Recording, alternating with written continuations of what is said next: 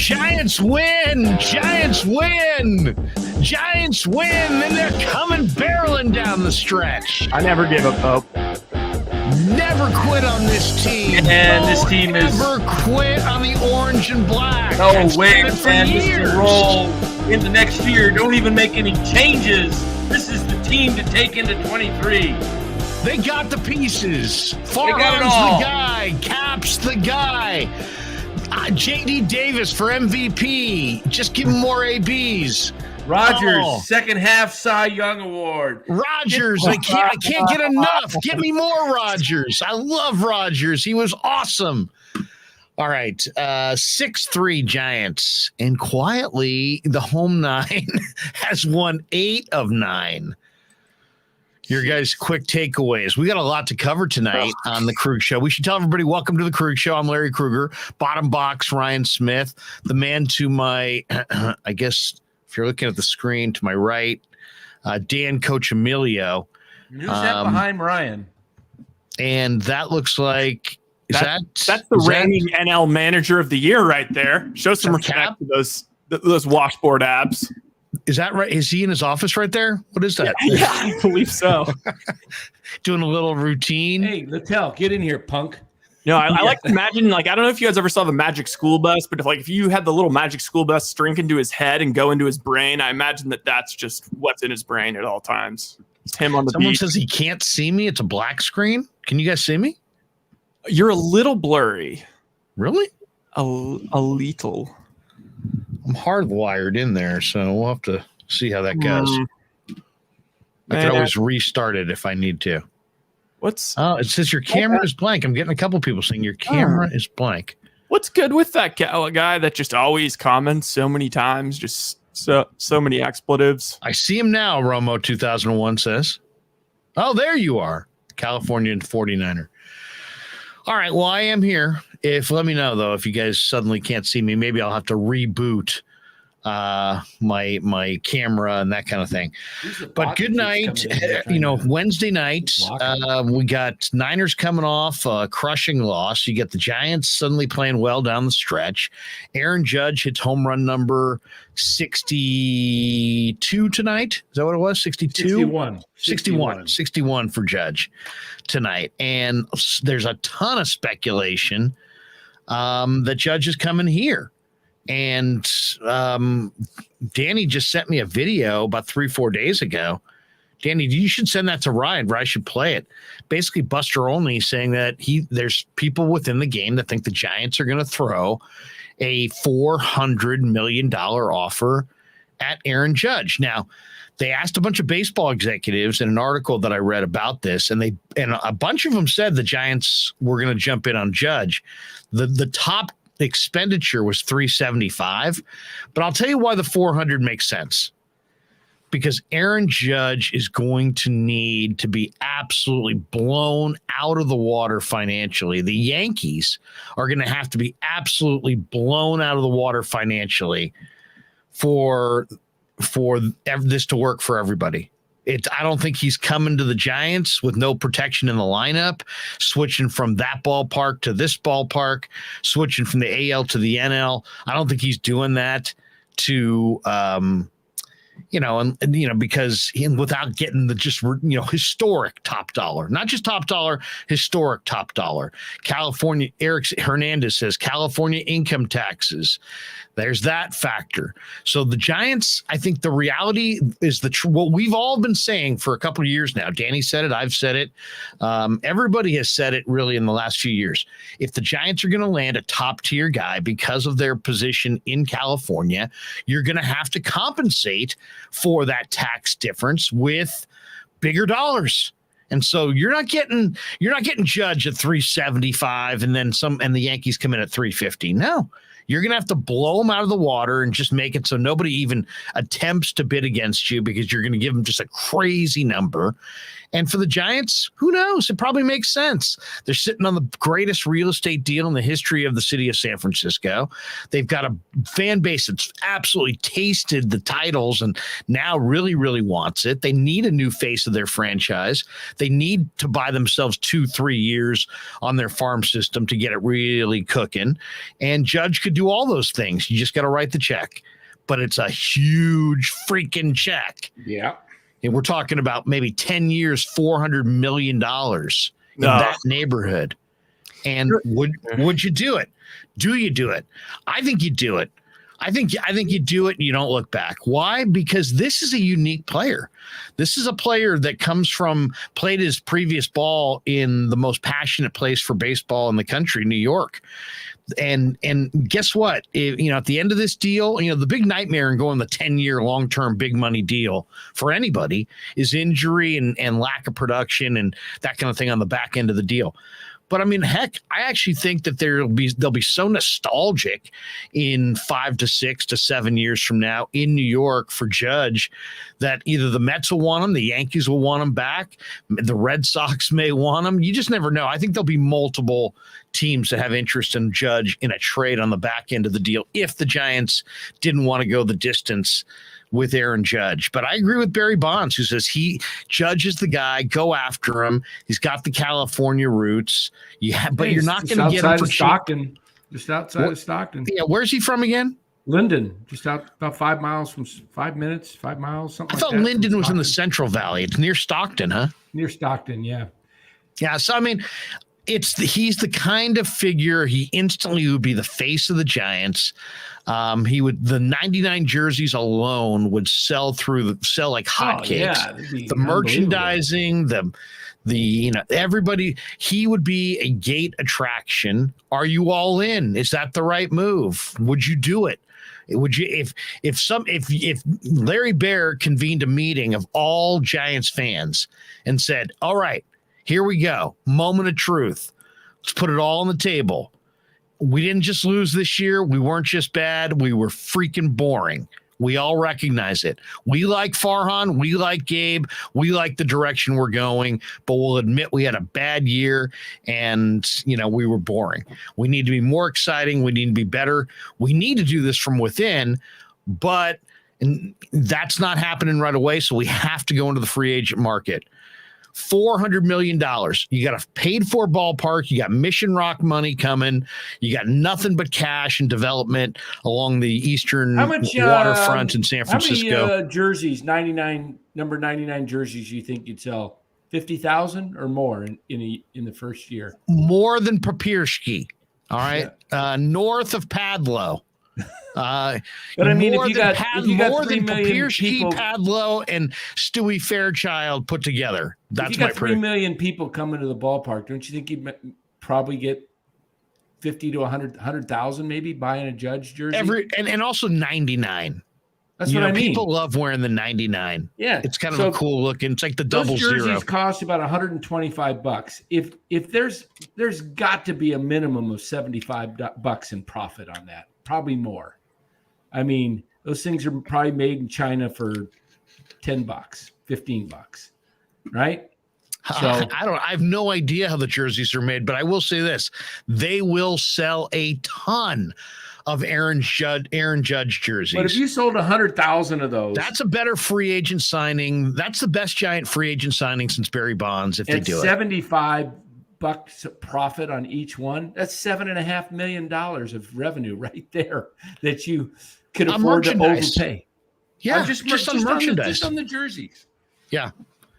So that's the big question. And, a lot of people, the cynical Giant fan is like, you know what? I'll believe it when I see it. He's going to the Dodgers. You know what I mean? It's like, that's the cynical Giant fan. And who knows? Maybe that's the realist. But for the Giants, everybody knows, from the ownership to the players themselves to every Danny, you're a season ticket holder this year, and we'll see next year. And the we'll see is because of this question. How committed are the Giants to being super competitive with the Dodgers and compete? I mean, they're a rich team. I mean, the Giants are the team that, credit these guys. They took, let's say it was a risk, because it probably was. They took a risk, bought Barry Bonds in 1993 on the free agent market, had a whole nother rest of the decade at Candlestick, hemorrhaged like $100 million. I've talked to Giants owners who believe that without the presence of Bonds, they would have hemorrhaged $200 million. So that was really when the risky days were. That was the risky days when they had Bonds and they'd invested a lot and they didn't know which direction it was going and they had to fill their park. And Pac-Bell was just still a dream at that point. Then 2000, they opened the ballpark and they start drawing huge, absolutely huge. And then they win in 10 and 12 and 14. Now they've got their 3 titles. Now the ballpark is paid off. There is no more mortgage. It's like a home that they own outright. And so everybody who comes through the turnstiles, they're getting 100% of that. And now their ownership is involved in developing San Francisco on the eastern waterfront. And God bless Larry Nibby and all the people at Nibby Construction. They're going to make a boatload of cash developing San Francisco. So there's a lot of great financial opportunity for the Giants. And it's a success story. Like no matter where it goes from here, Danny, money. They've made this purchase in December of 92. They've made this a phenomenal decision for themselves and their heirs. Now it's just a matter of how much do you want to spend to compete with the Dodgers? You see the landscape of this division. LA's loaded. They're stacked. They got a great farm system. They got money to spend. The Padres under AJ Preller are the most aggressive team in all of baseball. And if there's a marquee player to be had, they're after him.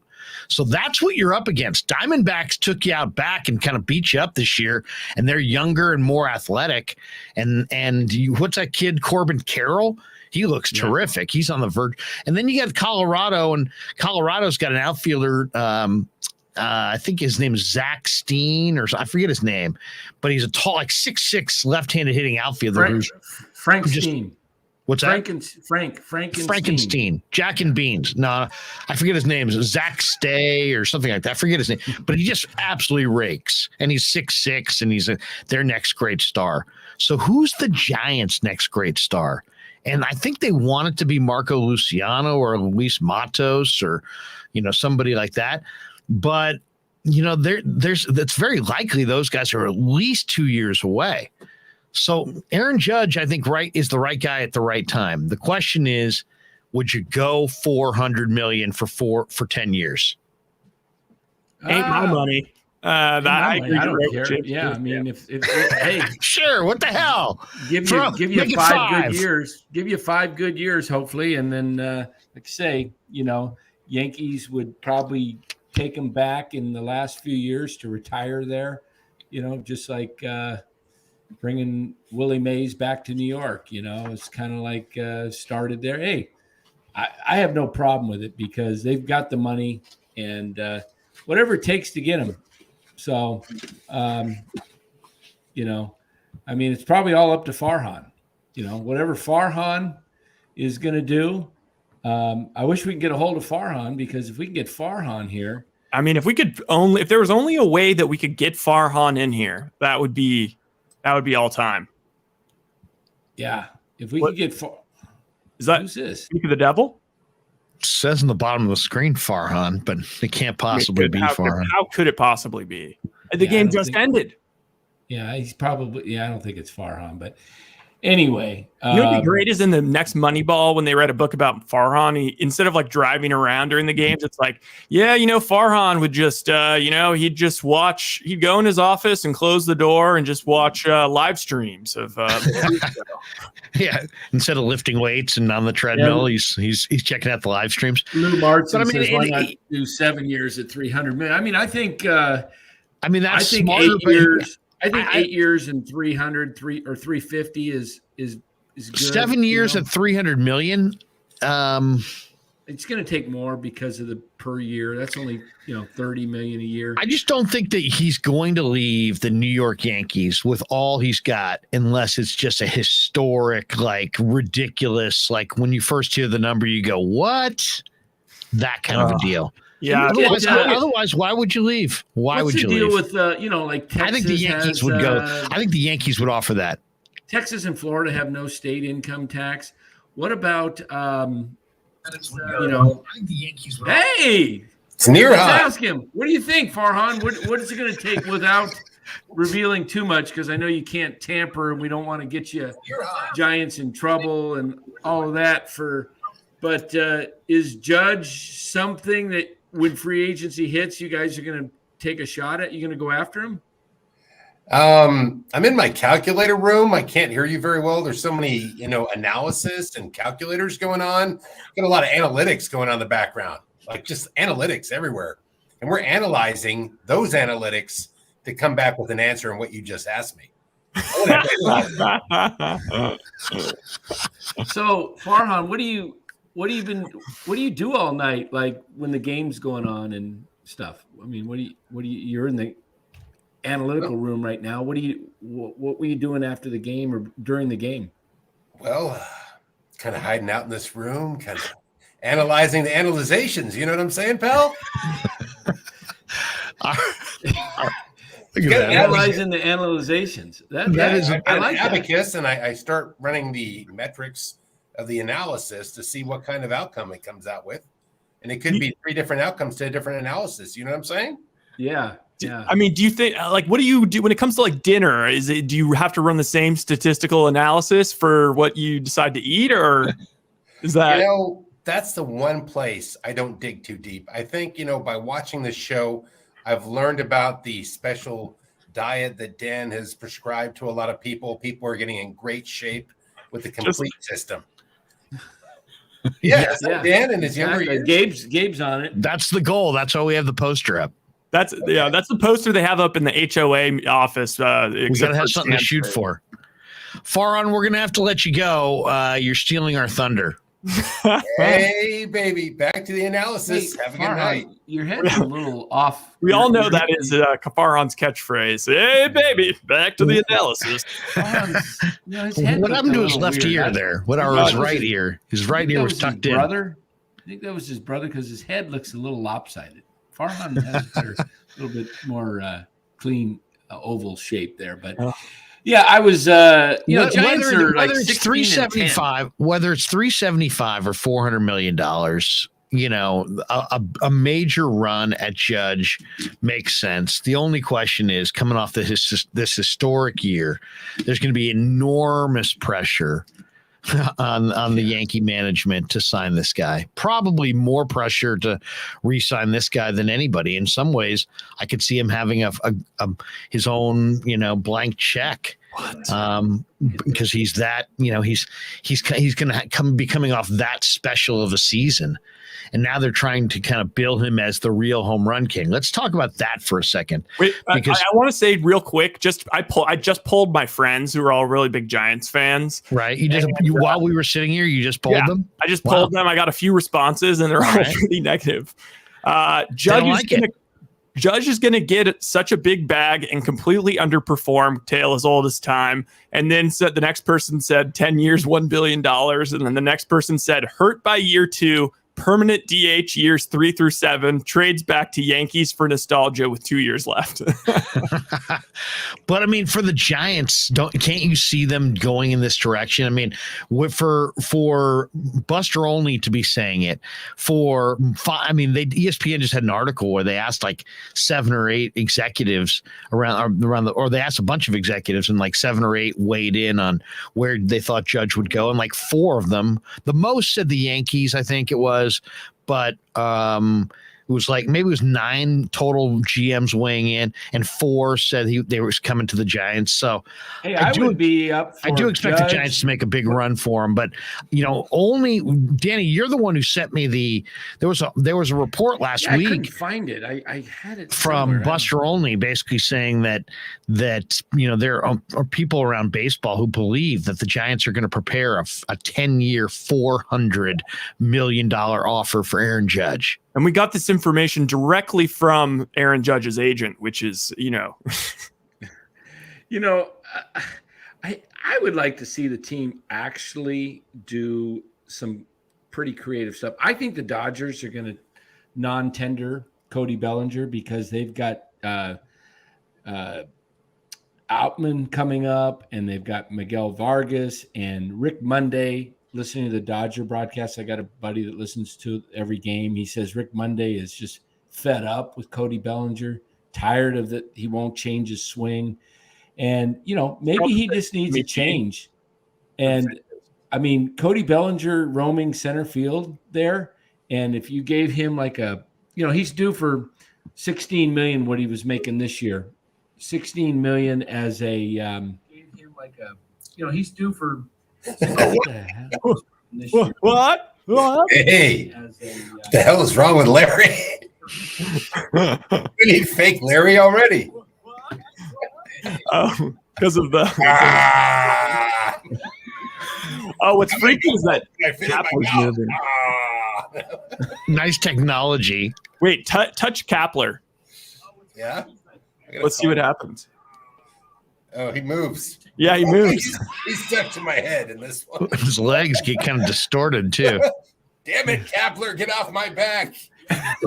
Get off my neck. It's like Ryan's got a Kapler. It looks like a Kapler hat. Oh, man. Ryan, what do you think of my Kapler beanie? Oh my gosh, where's someone says do Shanahan. Len, come back with Shanahan. You got something on Shanny? Okay, let me get Kyle Shanahan. Hang on. All right. Len will be back with some Shanahan. As I was saying, Cody Bellinger's getting paid Strangest $16 million live for the stream year. of all time. He's due for arbitration, which is going to, the Dodgers are not going to want to keep paying him that kind of money. Maybe the Giants offer him something. Danny, let me ask you this, because that seems far-fetched. They're going to non-tender Cody Bellinger to save a few bucks.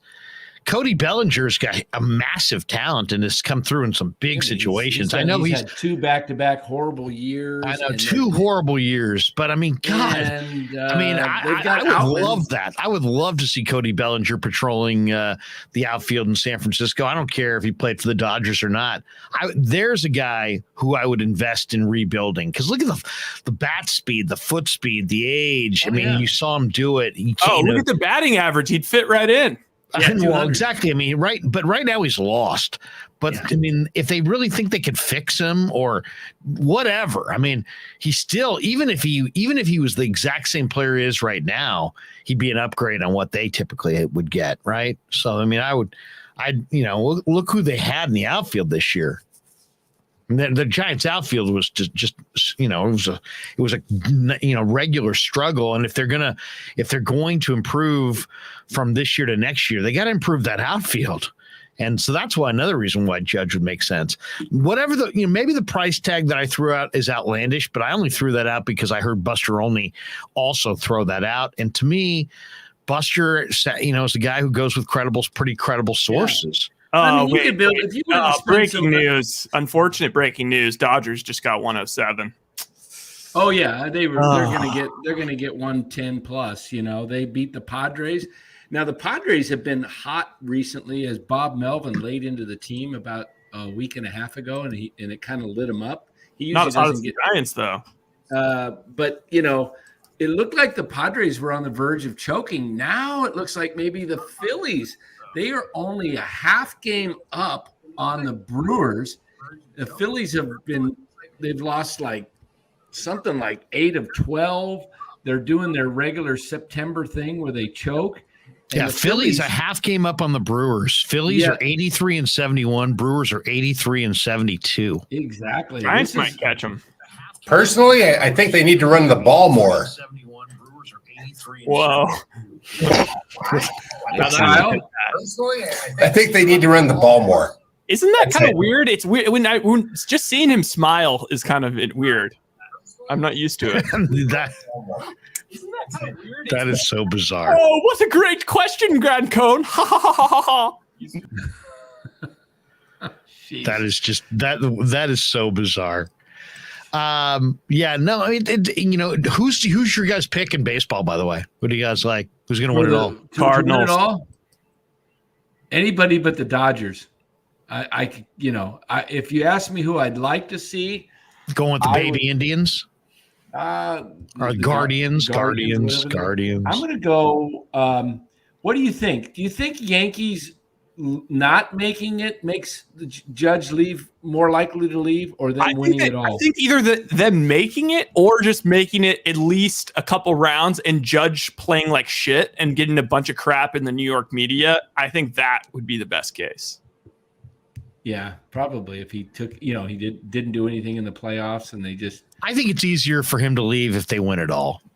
If they win it all, then he can say, yeah, because then he can say, hey, man, I had a historic season here. We won a title here. Now I'm going to secure the bag and go hang out in California. Yeah, and he can always spin it like, look, like, I mean, I gave you guys an opportunity and you didn't, I'm sorry, I love you Yankees fans, but the team, they if I knew that was the case, I'd be pulling for the Yankees. If I had in the National League. Who are you going with? Who I want or who I think? No, I mean, like if we were standing in Vegas, if we're standing in Vegas right now, and we're in the sports book, and we're gonna make wagers on who's gonna win the World Series. Who are you gonna take? I'm gonna take the Mets because of DeGrom and Scherzer 1-2 punch, Bassett third. I think tough to beat DeGrom and Scherzer in a series twice. And I think they probably if they need 4, I think they're going to get you 3 wins and you just need another one somewhere. I like that. Pitching in the playoffs, just that's what does it. Timely hitting, not scoring 7-8 runs and outslugging somebody. It's winning 3-2, 2-1 on some timely hits put together, get that runs, and then your pitching holds it down. So I'm going to go with the Mets. I like the Cardinals. I mean, the Dodgers are obviously the favorite, but I can't take them. So I just believe they'll do something to choke. That's it. Yeah, I'm going rematch of the 86 NLCS. I'm going Astros Mets. Oh, I like Astros Mets. We'd love to see Dusty win it all. Yeah, I could see Astros Mets. I could see Astros Dodgers too, but I think somebody will get the Dodgers in the National League. There's too much. So. There's it's who knows. There's so much unknown in the National League playoffs. I think they're going to be really fun to watch because I just think there's a lot of unknowns. But I agree with you. I like the pitching element this time of the year. If you get those big time starters. And you can score runs. There's something special about the Mets this year, and then the Astros, they're plus 212 run differential, and that would be what that's a third in all of baseball behind the Dodgers and the Yankees. So I just really think the Astros, Dusty, this might be Dusty's time. Yeah. The only thing that concerns me about the Mets right now, if anything, is that all of a sudden now they're in this dogfight to win the division with the Braves, kind of like the Giants and Dodgers. And I'm just hopeful that both teams don't get burnt out, the Mets and although the winner of the Mets. I like the fire of the Mets. I do. I mean, Nemo, the winner of that division gets a bye, so that's a little different. Pete Alonso, the closer. I mean, they got DeGrom and Scherzer and Bassett. They, I don't know the Mets. I like the Mets. If the Mets don't win the division, the great Darren Ruff, and what an amazing trade that was for the Mets. Yeah. Wow, the Farhan, talk about winning a trade. J.D. Davis is raked. Like 2 of the 3 pitchers they've gotten look terrific, and Ruff is like public enemy number 1 on the streets of New York City. Yeah, it's too bad. I'd like to see Darren come through for him, but this is my concern with the Mets, and I'm just sticking with I don't know. Cardinals are just such a good defensive team. Goldschmidt are awesome, but my concern with the Mets is just in your mind's eye. So you saw the thing where they did like the live trumpet guy came, right? Oh yeah. Right. To do the, they said their owner, I forget his name, Steve Cohen or whatever. He said that guy's coming back for the playoffs. And in my mind, what I see is classic Mets. he comes out there for a live performance at a 1-run ball game and just blows it with the live after getting the live intro with the trumpets, and then after that, it sends the team into an absolute funk. Hey, speaking of Cardinals, I sent you a text, Ryan. Yeah, I got it. Play this. This was the ultimate prediction that I've ever heard. Oh, wrong. This was unbelievable prediction made by can't remember the guy's name, Steve something, MLB Network, before the season started. Listen to this. It's going to play. So. Oh, why is it? No need. Like you're mute. You might need to mute yourself or something. Now, for some reason, it's coming out of my computer audio. Well, give me 1 sec. Let me see if this was an unbelievable. Look at the date there, April 13th. And can you paraphrase? He is. He's a draw. Can you hear that? And he's going to be. Yeah, I got it. He will reach 700 career home runs. I do have bad news, Cardinal fans. I have bad news. He's going to hit his 700th career home run on the road. And only fitting it'll be in Wrigley, right? No. Friday night in Los Angeles in September of Clayton Kershaw. Oh, man, that's okay. So that's when it's going to happen against his former teammate. Hall of Famer versus Hall of Famer. So he didn't hit it off Kershaw, but he hit his 7th home run last Friday night in L.A. I mean, he didn't even get it right. He got the wrong pitcher. He got the wrong pitcher. Yeah, but that's pretty good to say he's going to hit the 7th. Of course, it's pretty good. Friday night. Oh, it's in L.A. In L.A. I mean, what's the greatest prediction that you ever made that came true? We're going to figure out this deal with the Niners in England. Yeah, there you go. Greatest thing prediction the great Dan Coccimilgio ever made that came true. That the Giants would win 8 of their last 9. J.D. Davis would put him on his back and just say, guys, I got this. Dude, honestly, yeah, I'm having a hard time. I can't really come up with any off the top of my head. What about you, Larry? Give us some time. Well, I'll give you one real quick while you're thinking. I got so many wrong ones that they're filled. I care more about my wrong picks than my right picks. I've had a lot more wrong than right. When the Warriors were the 2nd seed and Memphis was chasing them, and guys were getting hurt, and Green went out, and I had the NBA Finals pretty pegged, I guess. I said the Warriors would finish the 3rd seed, and that they would beat Memphis. That they would go on to beat Memphis in the second round, and then I said they would beat Phoenix to go to the title and win the title. But that's where I lost. But I thought they would win the whole thing, and I thought they'd beat Phoenix. You know, I didn't see Dallas. Carlo P jumps in with a big Darren Ruff. He's a little big. Okay, I've got one. Luke Marston says Atlanta will win it again. What do you guys think of Atlanta? I mean, they're getting hot at the right time. Yeah, the Braves. The Braves have a ton of talent. Acuna is hurting. Is really hurting right now. So I think probably the guy on the Braves that I watch and I'm like, oh my God, this guy is so good in late in the year is Rosario. He had 2 more hits tonight. Oh, wow. You look at his baseball card for the year and you're like 219. And anybody who knows baseball knows that guy's going to be dangerous as soon as they get to October. I like them picking up Grossman. And, you know, that lineup with Acuna, Swanson, Olsen, Riley. I mean, they've got guys. They got guys. So, hey, MF, if you're out there listening and you're still there, send me a trade request I can't refuse. In fantasy? I can't find the other one you sent me. So kill that one. I was going to kill it. I'll tell you, that's one of my regrets in fantasy is going after Tom Brady. Man, Tom Brady is just not look good. No. Okay, this is probably my best prediction that I've I felt like I was really going against the grain with. I remember I posted it on Reddit because a couple of years ago I'd mix it up on Reddit every once in a while in the sports, get a little debate going, make some posts, see what people say. And on like the NBA.com thing, this was when everyone said Zion was the next closest thing to Michael Jordan, that he was the best number one pick, since Shaq thing.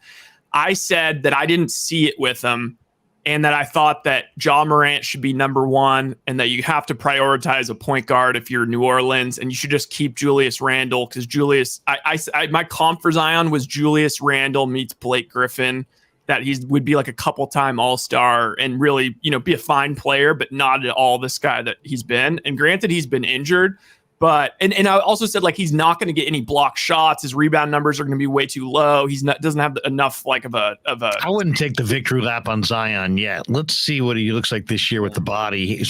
His body has been all wrong for the NBA. I mean, his body's fine if you got a 15-game barnstorming schedule, but if you're really going to run up and down on an NBA floor 80 times a year plus playoffs and preseason, you're talking about 100+ games a year up and down on an NBA floor, he needs to lose some of that mass, and it looks like he has. Now, only some of it's fat. Yeah, he's actually just got ridiculous muscle mass, and he needs to lean out. And looking at him this week at the presser, if he looks like he's dropped a little bit of the mass. So that's really the key for all basketball players, not just Zion. You don't want 280 plus on those feet and ankles. Yeah, I think he's going to have a bust out. They say he looks awesome. I think if Zion gets lean and mean and fast, watch out. He's going to be incredible. Yeah. My issue with him is I thought like back to Blake Griffin. Like Blake Griffin, it was like the most athletic dude who could do the craziest dunks, but yet Draymond Green would consistently rebound over him. He never blocked any shots, and he always did that kind of weird move where he'd back in and kind of just try and get fouled. And I thought that was because his standing reach is like super low for his height, and Zion's standing reach is the same as Dwayne Wade. Hey, speaking of the Warriors, he's also got. What's that, Danny? They landed in Japan earlier today. I saw that. And I saw that Jordan Poole is saying that, hey, they'll work it out on the contract. So maybe he's the guy that is willing to, take a few less bucks to stick around. I don't think they're going to re-sign Draymond. I know they're not going to extend him, and he said he didn't expect an extension before the season, but it didn't mean he doesn't expect an extension. What are you saying, Dan? Are you going to let Draymond Green leave? No, I'm not going to. If I got to, I think they're going to extend him. I just think they're going to extend him at their price. He's 34. He's coming up back. Why would you extend him? Because he's the heart and soul of your team. He's your leading distributor. He's got back. When you start having back problems, those don't go away. Remember. I don't know. You don't think they're going? I think they're going to the finish line with Draymond Green and Steph Curry. I think they will eventually. I think Steph and Clay. I don't know about Draymond. I think he might be the. I don't know about Clay. That's the guy I don't know about, because if Clay has the same kind of year this year that he had last year, I don't think they're going to pay him the kind of money he's making. I saw a thing on Twitter the other day. He hit 24 straight 3-pointers. I mean, it's just practice, but he's going to be. He's all the way back. He's going to be better. I think you're right. Right. They're going to be great again. They're going to be great. I heard Brian Windhorst on Bill Simmons' podcast today, and they were talking about LeBron. And, of course, Windhorst is closer to the LeBron camp than any other media person's been following him since high school. And Simmons asked him, like, okay, what do you see next for LeBron? And gave him, essentially a few different options, option 1, he stays with the Lakers for the rest of his career. Option 2, he returns back to Cleveland now that they've kind of retooled. And then option 3, he left open. And they both agreed as the third alternate option that could happen is all that nice stuff he's starting to say about Steph Curry is he tries to make his way to the Warriors next year if things go south. Interesting. I don't think that would be a very popular move for the Warrior fans. But you know what? I don't personally want to see that, I just nothing against LeBron. He's a great player, but I think that he would be cherry picking another title.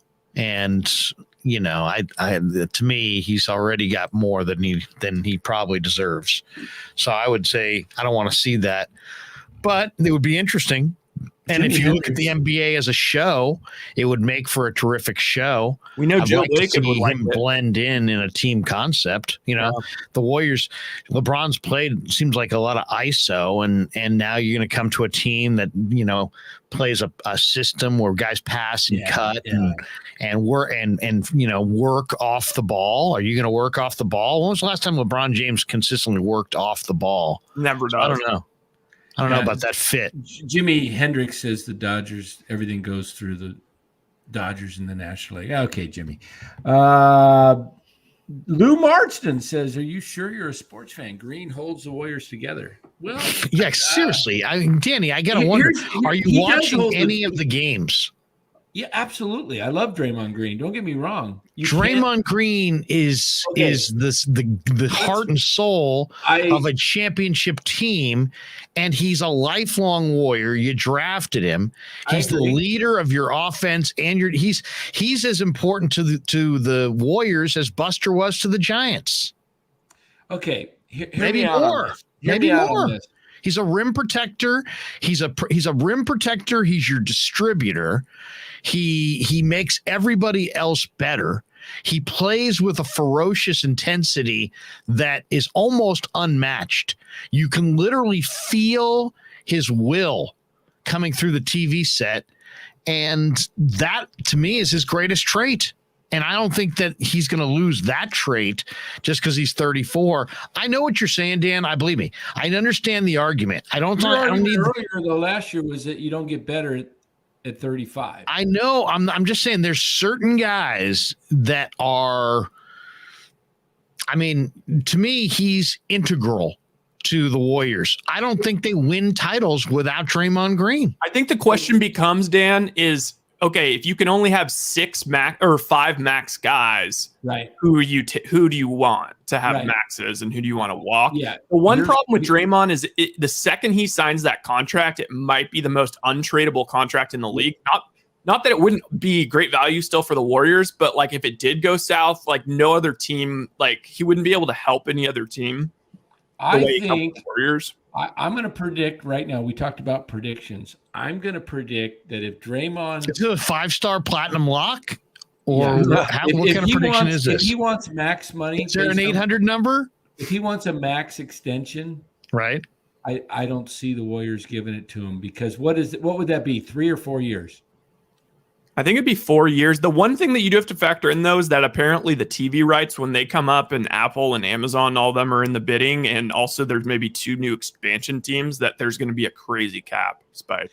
If the cap goes way up, maybe you look at that. But if you've got to take one of those guys between Poole, Clay, and Draymond and Wiggins out of those 4, and you can only get one of them's got to go.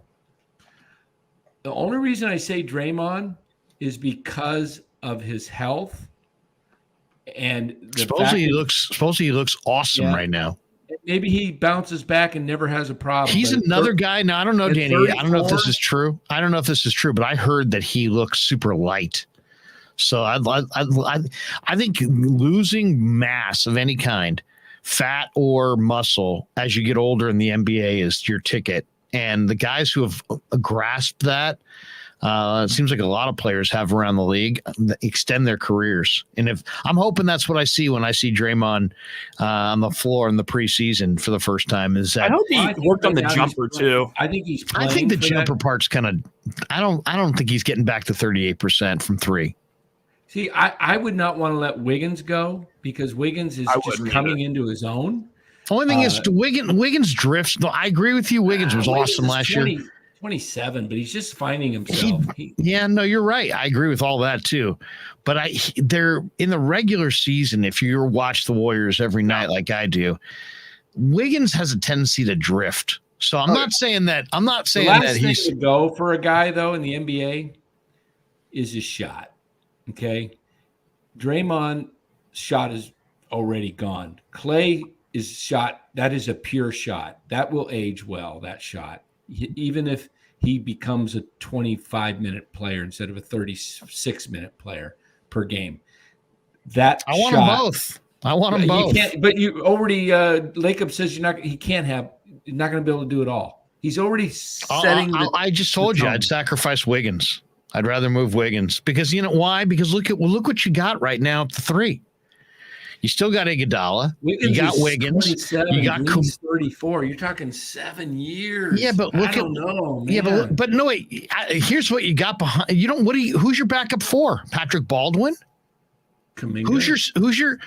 I mean, I looked at Kuminga and Moody and Wiggins and Iguodala all as 3. Those are the 3. Those guys. I guess you could say you could play Kuminga as kind of an undersized 4 if you want. Hey, Chardon. Look at that. Just now becoming a member. I thought he was already a member. Maybe he became a member again. Maybe double member. Hey, a double member.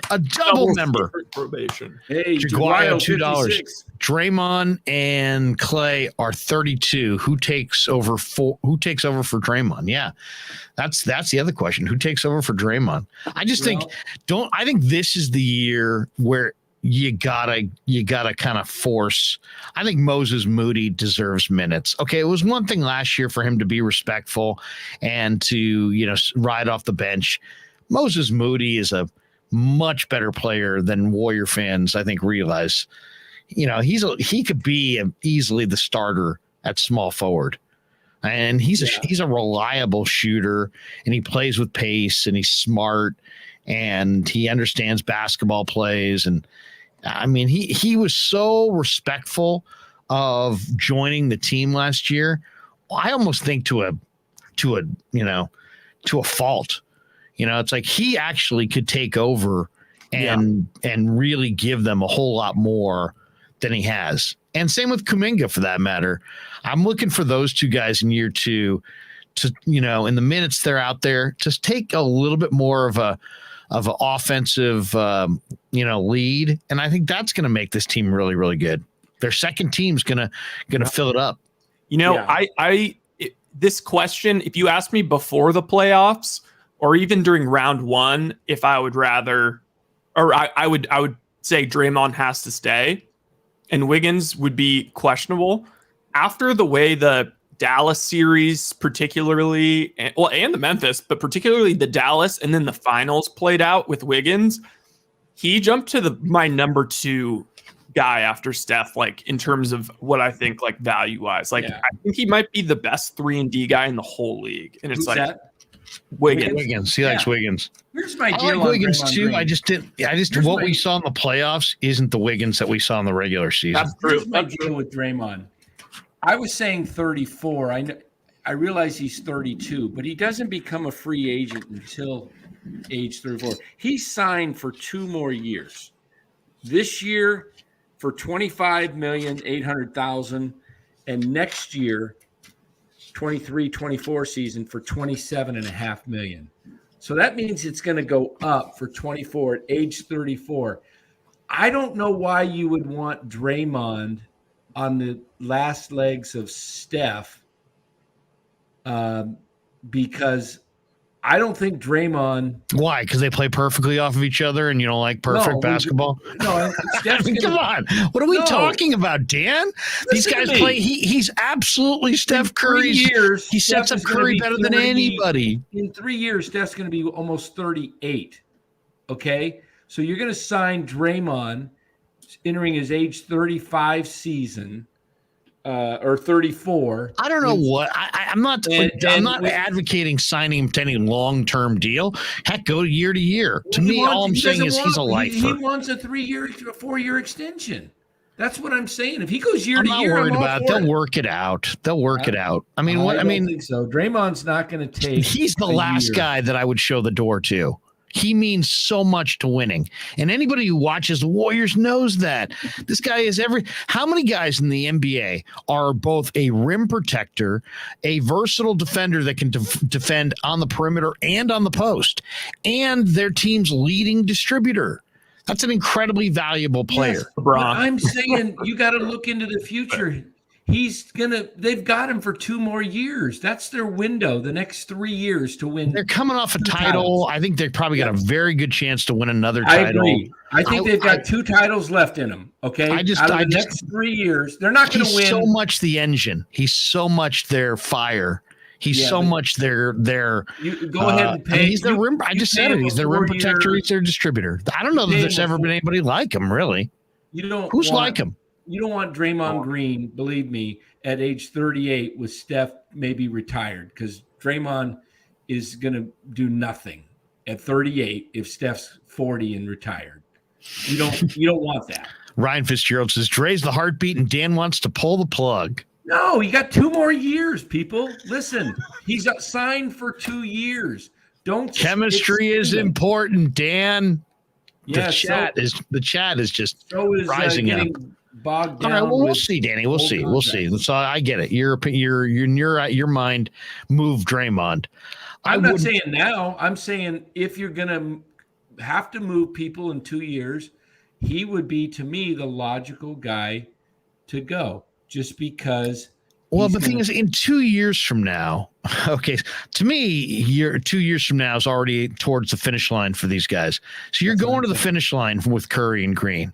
I think Wiggins. I mean, look at the small forward spot. You got Moses Moody, you got Kuminga, you still got Iguodala. That's what you just have right now, and it seems like the 3 and D guys are plentiful in the way the college game's played right now. So to me, I'd rather stay with Draymond, see if you can develop Patrick Baldwin. They got Michael Green, and then you got Wiseman up front with Looney.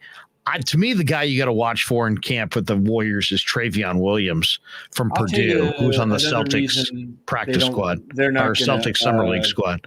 I'll tell you another reason that Green won't be the guy, because if he gets that 4-year extension and he's got his heart set on media, he's going to have that money.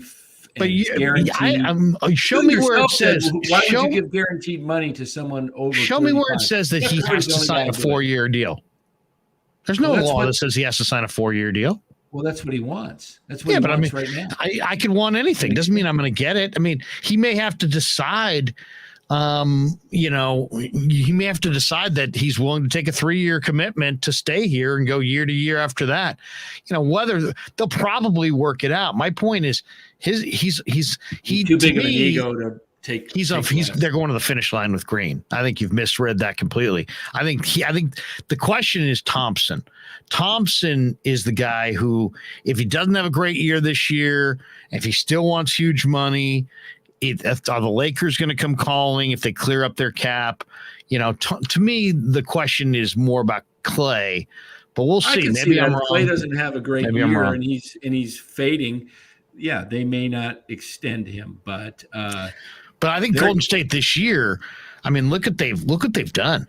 They've added Baldwin. I've heard great things about his basketball IQ. JaMychal Green, I think his shooting slump last year was a 1-year deal. If he bounces back with his shot, he's a very useful power forward.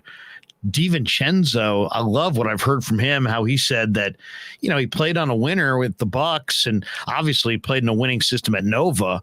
And he likes that culture, that winning culture. It simplifies the game of basketball for him. When you play to win and you don't worry about stats, and sometimes there's guys hunting stats on certain teams in the league, and he got a taste of it and wanted to play on a winner. So that's really cool. I was really impressed with Mac McClung this summer in the summer league. I'm really eager to see the defensive kid they got, Ryan Rollins. McClung, he's probably just a journeyman guy. Of course. But I mean, he looked really, really good this summer. The other guy that they got was Lester Quinones, who looks like he's got a ridiculous range on his outside shot. So then, of course, you got the improvement of Moody and Kuminga, and most importantly, James Wiseman. And so to me, Golden State as starting not like maybe in the future, starting like right this minute, game number 1. I think the young guys are ready to not carry the veterans, but to maybe carry them for a night. And this is Now, the here's year. this is the year where Moody's going to have big talk nights. about this Kuminga's going to have big nights. During the season as we get going. But just the fact that they're not extending him right now when he wants and he's eligible for an extension. But he said he doesn't expect them to. Yeah, but the fact that he's eligible and they could give it to him is telling you something. They're not moving him. I would be shocked if they move him. I don't think they will move him. They're going to let him play out his contract for 2 years. And then if he doesn't wake me in 2 years. Negotiate, if he wants a max, is when I'm going to say they'll let him walk. He's not going to get a max deal. But Larry, that's what he wants. I don't care. It doesn't matter what he wants. He thinks he deserves a max. It doesn't matter. It doesn't matter. Between now and that day, he'll come to a understanding that if he wants to stay here, he's not going to get a max. And guess what? They'll work it out. They'll work it out. You really think they're going to wind up trading Draymond in 2 years? I don't, but we'll see in 2 years. He'll become a free agent because I don't think they'll give him what he wants, and I don't think he'll sign a lower deal. I'll bet you a dinner that 2 years from now, Draymond Green's still a Warrior. Well, 2 years. I'm saying 3 years. 3 years from now, fine. 3 years from now, 3 years from now, Draymond Green's still a Warrior. I'll take that bet. You know, the one scenario. I want to go to the House of Prime Rib, and I want to be treated nicely. Okay. The one scenario I could maybe see him, like if he did leave to another team, because I'm just thinking it'd be weird if he was in a different jersey, but maybe in, let's say, 3 years from now, and all of a sudden LeBron, has part ownership of the new Las Vegas expansion team, and they're kind of filling out the roster. They have a bunch of young guys, and they need to bring in a vet, somebody that LeBron likes. I could maybe see that, but other than that, Detroit Pistons will be good in 2-3 years, and maybe. I think it's more likely that Draymond. I think it's more likely that Draymond coaches the Warriors someday than is not a Warrior 3 years from now. I think they're absolutely. I think Lakeup understands. He wants to go to the finish line, and he's set it up where he probably can. I can tell you this: will grow, and they've got an awesome team, and they're going to win and win and win. And I have some. And yes, Calbo, we're betting a Sunday dinner.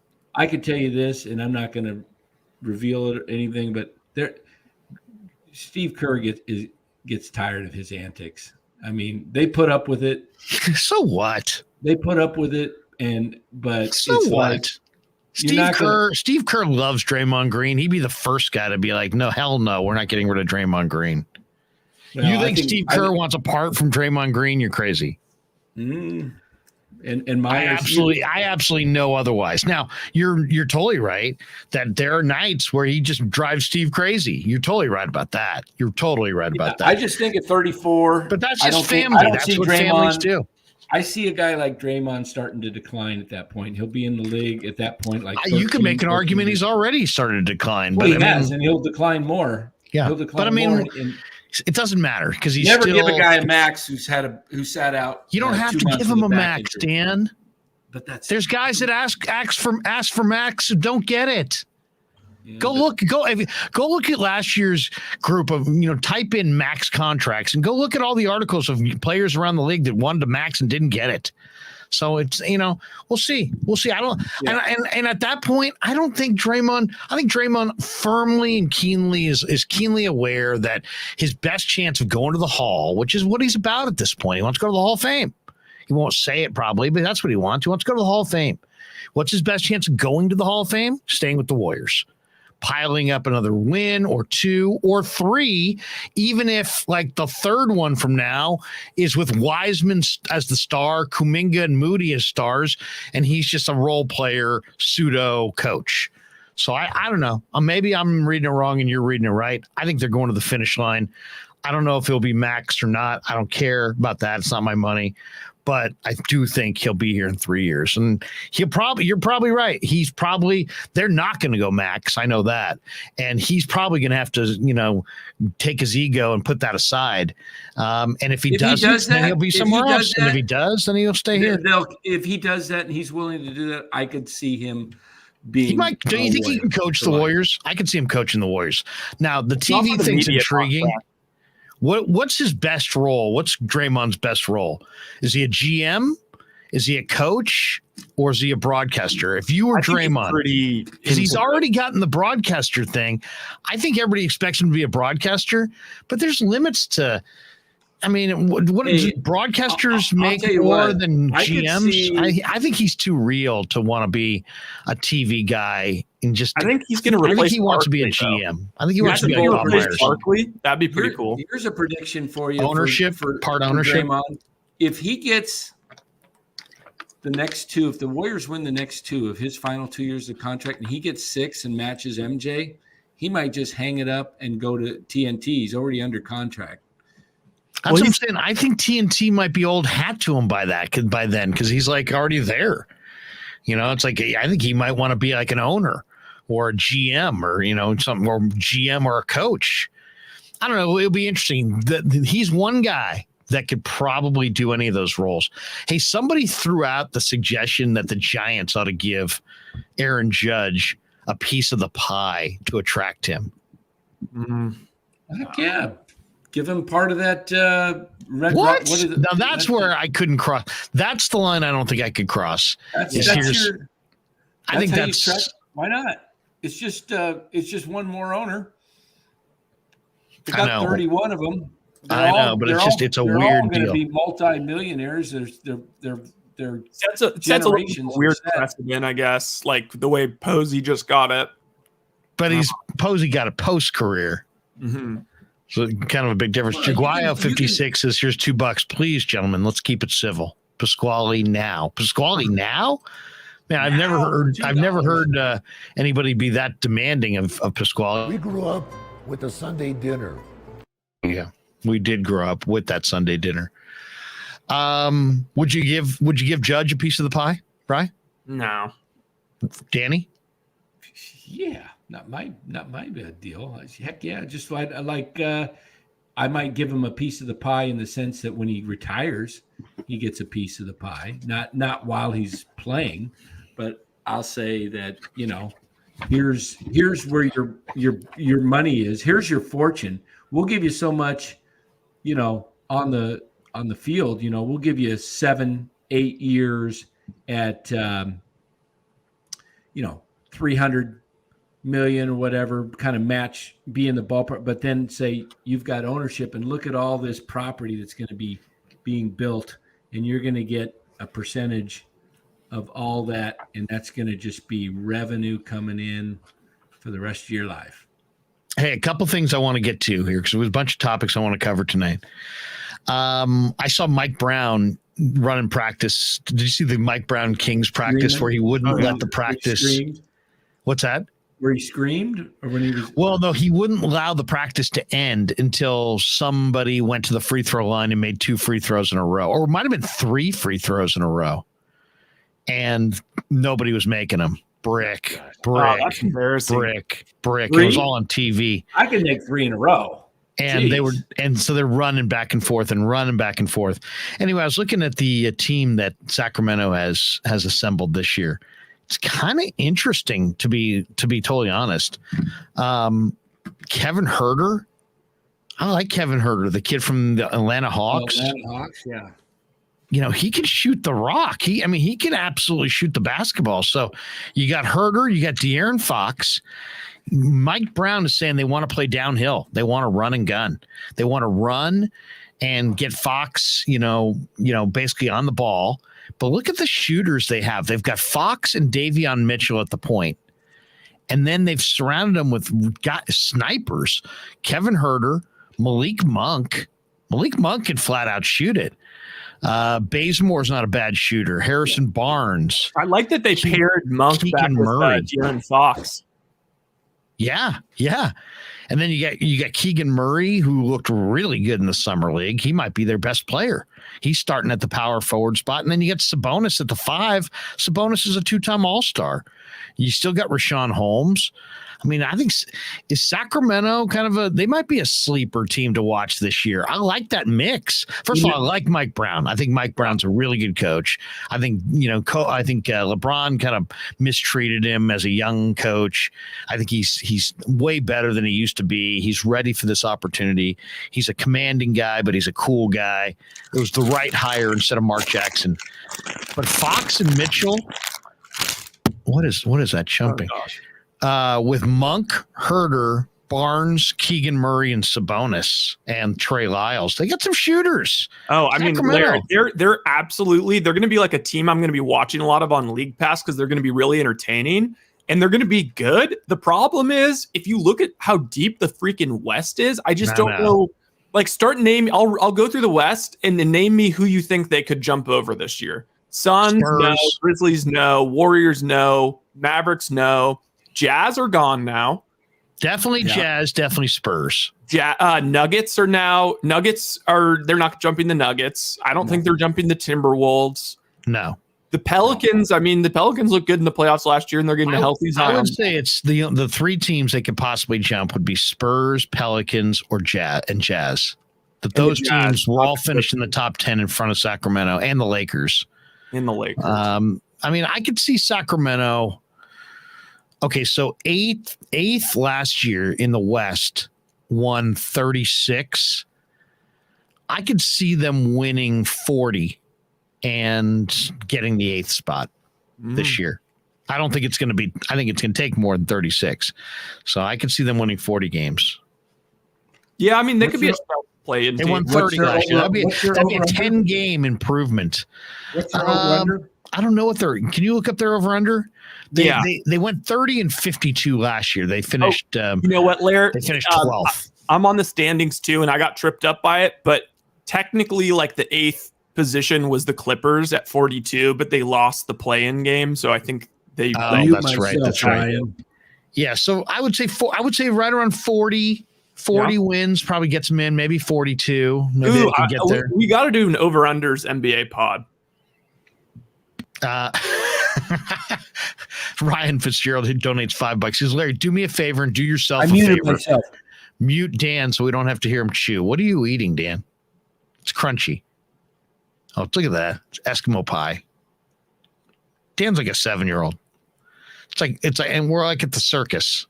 Can I have an Eskimo pie? Sure you can. Danny, if you ate that Eskimo pie in Arizona and at noon, could you get through it before it melted? It's 32.5, Larry. I love the over. 32.5? Yeah, I love the over. I'll take that. Give me Sacramento on the over this year. I like that. I just think, you know why? The number one reason, Mike Brown will keep it together. They're not going to start fracturing. It's not going to be one of these, everybody for themselves by, Christmas. And that's what happens on losing teams in the NBA. They go into a funk. Guys fight each other. Guys challenge each other. Justin Kerwin. Dan eats like a cow. Oh, that ain't right. That ain't right. Well, it is right, but I don't know if that's right. Brian Lucina, I'm concerned that Dan may have a tapeworm. What is a tapeworm exactly? It's like a giant parasite that lives in your arsenal. Makes you very hungry? It eats all your food. So people can stay really skinny and keep eating and not know why they are, losing weight. And it's because the tapeworm's just eating it all. Justin Kerwin, I'd love to see Dan's fridge. Dan just bust out snacks right in the middle of the show. Sure. It's like 11:30, it's kind of like not a normal thing to be up talking sports at 11:30 at night. What? Come on, man. This is the nighttime slot. I love it, but you got to embrace the nighttime. Midnight snack. It's kind of like, All right, so that's my Kings question. I wanted to ponder that one. I like what I'm seeing in Sacramento. Give me Sacramento to the over. All right, here's the question of the week in Ninerland. Here's where the 49er defense ranks. In points allowed, they're 3rd, which is amazing because they've only allowed, 9 points a game? So somebody's really kicking ass. In total D, which is yards, Niners defense, 2nd. In pass defense, a lot of new faces in that secondary. 1st in the NFL, 49ers in pass D. Rushing yards per attempt, they're 3rd in the NFL. They're shutting down the run.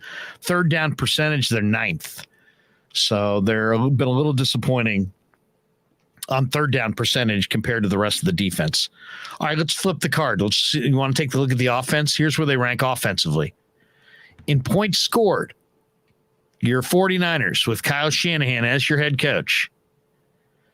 The best left tackle in football, Brandon Ayuk, Deebo Samuel, George Kittle. They're 28th in points scored. They're 23rd in total yards. They're 29th in passing yards. They're mid-pack in rushing yards per attempt, 13th. And they're 20th in third down percentage. So, we're not seeing Deebo. It seems like Deebo's not surprising people out of the backfield.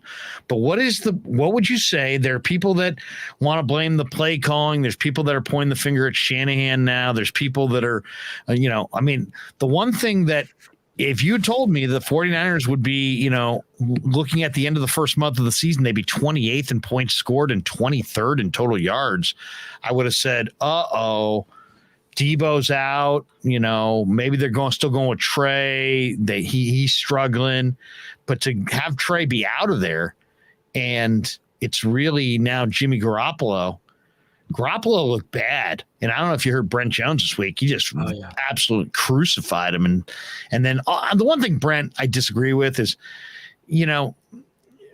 and Brent knows way more than me, but I don't know. To me, I think you always in life root for your friends.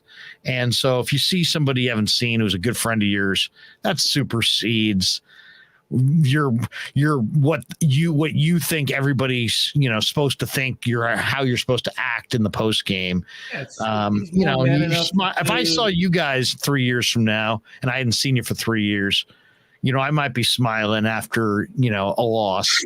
To me, I'm not nearly as concerned about Jimmy G's smile on the field as he approached Cam. Different era, too. Different era. And I just don't. And also, it's like, guess what? In life, you know what? You wind up rooting for your friends. For all you know, that him and that Stanford offensive lineman, Cam Fleming, they could have been like best of buds. And I've seen pictures of them together in Halloween costumes and stuff when they're in New England. Exactly. That could be like your best buddy. So it's like, come on, you can't smile after come on. We all need to pump the brakes on that. I don't think it says anything about your level of competitiveness or this or that. So, and I love Brent Jones. I'll just beg to differ on that one. I don't take fault with Jimmy on the smiling, but he called him out for the play, and he's absolutely right. Jimmy was horrible last week. Even in the passes he completed, he threw the wrong passes in the wrong time at the wrong place my God, he had a house call to Deebo. He missed it, and he missed it almost like intentionally. He just kind of, Deebo had this look in his face like, what the hell? You lead me 2 steps and I'm gone. Instead you throw some lollipop. I will say this about I had to come back for it. It was a nice reception. It was a nice first down.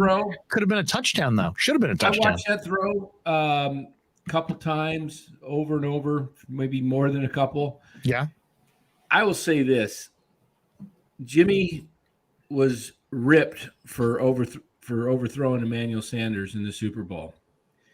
And if he tried to make the perfect pass that caught him in stride, and he was so wide open that if he tried to lead him and he just missed it, he would have been crucified for missing it. I think Jimmy he says, I got an 80% shot, 70% shot of making a throw for a TD, or I got a 100% shot at getting a 40-plus yard gain. I think he took the safer route, and I can't really fault him. Here's the thing. From a play caller's perspective, Shanahan called the perfect play there. If you go back and look at it, because of the shift pre-snap, he got the matchup he wanted, which was Deebo ISO'd on the backer, and Deebo had 2 steps on him, and Jimmy wasn't under rush there. If Jimmy holds the ball a half tick longer, Deebo frees himself open, and he can make several kinds of throws, and that's still a house call. Instead, he kind of rushed it and then looped it to him. And Debo made a great play to kind of adjust to the ball and came back and had a look on his face like, what the hell was that? Yeah. So Jimmy, in my opinion, Jimmy was just off. I mean, I think, I just think he was high, he was low, he was up, he was down. Yeah, I mean, he was off. He was late. Hey, did you see? He throws some he throws some like, and he throws, the one thing with Jimmy that's nice is he throws some passes with anticipation more so as a veteran than Trey did, I should say. But like, give you an example, that first drive when, he drops back to pass and it's a little stick route to Ayuk, and Ayuk slips 1 foot down. He doesn't fall down, but he slips by 1 foot.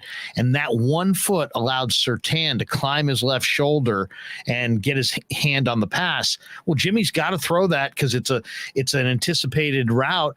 And he did, and he put the ball where it was supposed to be, but Ayuk slipped down. Surtain's there, incompletion, they're punting. So a few of those type things happened as well. On that one. What's that? When I was rewatching it, I think that one might have been like some pretty egregious pass interference. You thought he got there early? Yeah, I thought that was the reason why he went down. Yeah, I thought if you look at it, I think one of like his right foot kind of slipped, just like a half slip. When Jaguayo 56 donates $2, says when you run 19 times and throw 29, that's concerning. Well, especially in an 11-10 game. I mean, it'd be one thing if it was some, game where you fell behind 24-7 or something. Then that's understandable. What do you think of Joe Staley's comments about McDaniel? Oh, that stressed me out. He's that McDaniel was a key cog in their run game. Yeah, sequencer. They're not running the ball well. Now, people, I threw that out there today, and somebody was like, well, Larry, they've, in the first 2 games, they piled up this number of yards. Yeah, but man, if you go look at it, you take away like 3 runs, and the average per carry in all 3 games is under 4 yards a carry. And one of those games are under 3 yards carry. So last game it was, if you took the 18-yarder out and the 47-yarder out, it was 15 for 29. We got this one, Val Ramos. Larry, the offense sucks. What if we bench Jimmy for Purdy? Will it make a difference? Well, I knew this was coming, but yeah, it's too early. You got to ride with Garoppolo. I mean, just out of respect for the fact that he's taken you, you've gone to the Super Bowl with him, right? I mean, don't you guys think? Mm-hmm. Oh, I'll say this about the whole thing. You got to let him get right. Yeah, I know that people will probably ride me for this, and that's okay. Oh, look at you! You're just a very confident. You know what? I don't care if the fans ride me. I'll stand up to it. I'm Dan Coccimilgio. Jimmy, in this sense, I know it's a great hat. That's a phenomenal hat. Look at the bill. It's all crooked and everything. Looks like a duck hat. It's just whatever. It's not my. But I'll say this for Jimmy. I will get all over Jimmy G. He's talking about Jimmy G. Yeah, he's got the Jimmy G hat. If Jimmy plays like he did last week, the next they're cooked 2-3 games, and we don't see steady improvement over the next few games, yeah, I'll be all over him. But I know that the situation the guy was thrown into, people will say, well, he's been with this team for 5 years. Well, he's got new receivers, Danny Gray, Ray McLeod.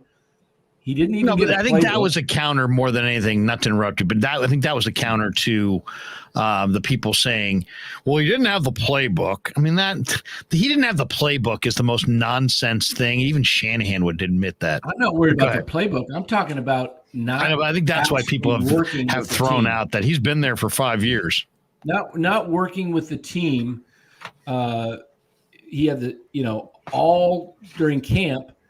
People say, well, he should know the offense. He should know the team. Then why not just have him show up? All your skill players just show up 2 days before the season starts. They don't need 6 weeks of camp. Just show up and play football. Everybody knows the drill.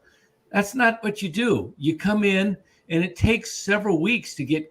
Not only does it take timing, but conditioning, game conditioning, your arm, your speed, your breaks out of the, everything. He wasn't sharp. You're absolutely right. No. He was not sharp. And give him another week or two. I expect him to be much sharper this week. And hopefully, they go into Carolina and then Atlanta. I don't really expect it's a big 3 weeks here. They got to bounce back. I expect him to go into the bye at this point. They play 8 games before the bye. They're 1-2. I'm looking at the schedule now and saying 4-4 would be pretty good if they can go into the bye. And then I expect the offense to really take off the last, 9 games, because they'll have had Jimmy will have had what? He's got 5 more games before the bye.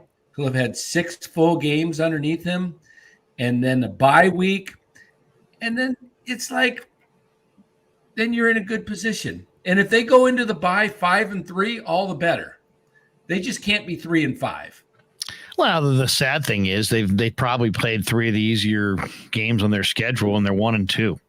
So that's the struggle. Jaguar 56 says, here's $2 on the bright side. Jimmy G is 6-1 against the Rams. Free Jordan Mason or JP Mason. I want to see more Mason too. Yeah. Mason looks like he runs hard. Now, there may be a fumble in there. I'll say that. And you might want to get ready for at least one. But I want to see what the kid's got. I'm impressed. I like how he runs hard. He hits the hole. There's no hesitation there. And he looked good in camp. Give him some run. I'd like to see him get some run. Calba says, here's $10. This is Jimmy. He'll likely have a bounce back game this week and go throughout the season with up and down games, missed receivers, not seeing the defender in the middle of the field, et cetera. Strap in. Yep. That's pretty accurate. Wait, you know what else? He paints a very vivid picture there. Yes. Yeah. You know what? Because this is all. Both of these are like, whatever. At the end of the day, like, they should have lost with the way Jimmy played. But I got annoyed rewatching the actual broadcast, not the all 22, but rewatching the broadcast. There was 2 things that annoyed me upon rewatch. One was that ball he threw to Jennings on the sideline, where it was ruled that the ball was moving when he went out of bounds, and they never took a second look at it. And that would have set them up first and goal, or 23-yard line. It was on the 23-yard line. And I think that would have ended up being that was weird, because like if Jennings didn't have that corralled, but the ball that CeeDee Lamb caught and switched from one hand to another as he was going out of bounds, that didn't move enough. But that was still allowed to be a touchdown. I've got this one was the Jennings ball. Here. Check this out. Okay, so this is first of all, he's already. If you watch the play, he's already at first it started on his shoulder when it was kind of punched, and then it ended up secured right like this. Okay, as you can see, his right foot is already down. Okay, right. Yeah. Now this next one is his left foot. Seeing Kapler now. I'd like to have Kapler removed soon too. This one is his left foot is down. The ball does not move. But the thing is, I think Jennings But did it move? Did it move between steps though? No, it didn't. Okay. So that was kind of annoying. So wait, can we see it or no? Can you roll it? I'll pull the play up. Give me a second. I got to pull it up on NFL.com. But before I do that, the other one that annoyed me upon rewatching is, and it was a horrible decision still, but Debo was being there was so much pass interference on that last play. The guy was fully off the ground on Debo's shoulders, because I was kind of like, why didn't Debo make a bigger effort? Look, the guy's both of his feet are off the ground on top of Debo, and that's how he's unable to extend his arms. That's extremely frustrating. Yeah.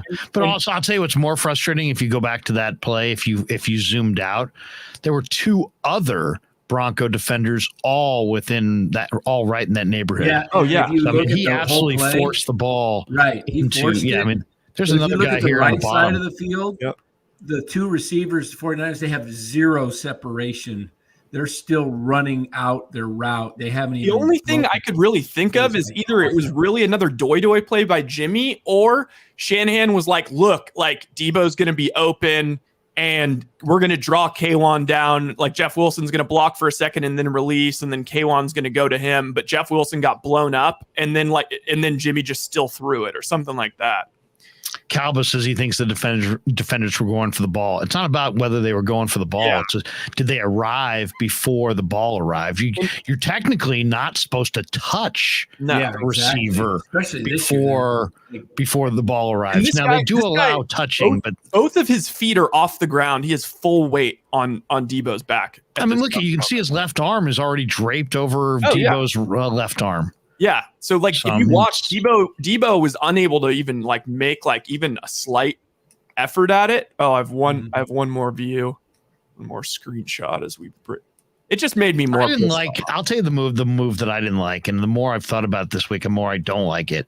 So I didn't like Shanahan not pushing them further back and allowing them to kick the field goal. Oh, I know. I mean, you have a defense that you could score right now. The way your offense is looking and the way your defense is looking, you've got almost the equal chance to score with your defense on the field. And your defense has been throwing a shutout at that point, and you have a chance to push them out of field goal range and play another down on 3rd and 16 or whatever it had been, 3rd and 23. And instead you're so damn fearful of Russell Wilson or some defensive hold penalty. You're so not trusting in this awesome defense that you have. And instead you gave them points in a super low scoring game. Why would you give them points? I thought that was a gaffe right there. Yeah, I would have pushed them back, played the extra down, and rolled the dice with my kick-ass defense, who had dominated to that point. Yeah. But the Niners are so mesmerized by what Russell's done to them through the years that just the idea, we'll get them off the field and they'll kick the field goal, and then I'll get the ball back, and here we go. That would have been 3rd and 18.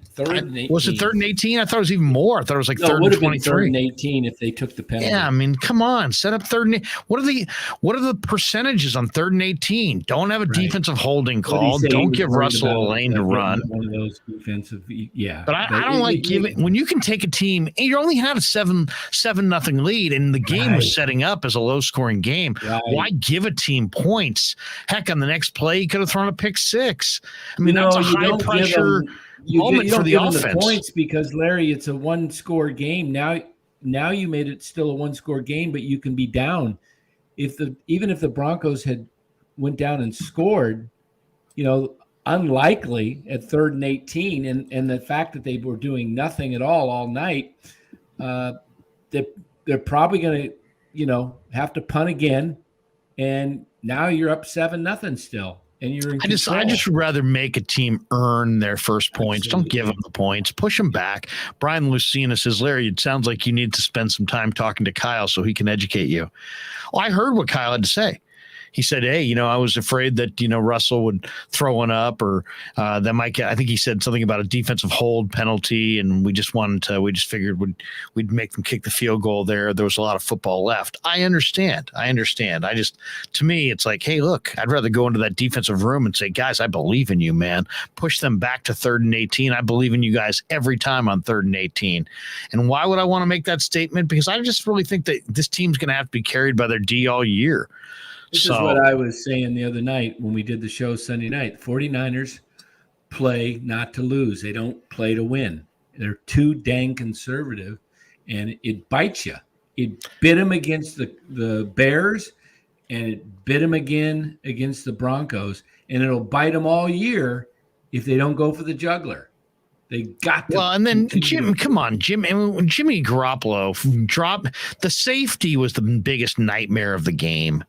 That not only did they lose Trent and he threw the pick six, but the safety is like, what? I mean, that's, stepping out of bounds is stepping out of bounds.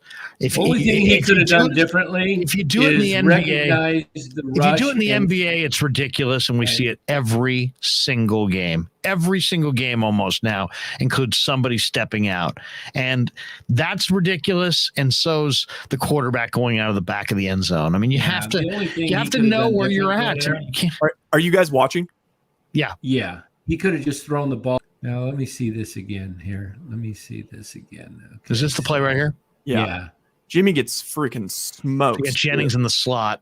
Poof. Good throw for getting smoked. All right. See, he's got a lot of room there. A lot of room. One, two. Originally pinned kind of to his right hand side.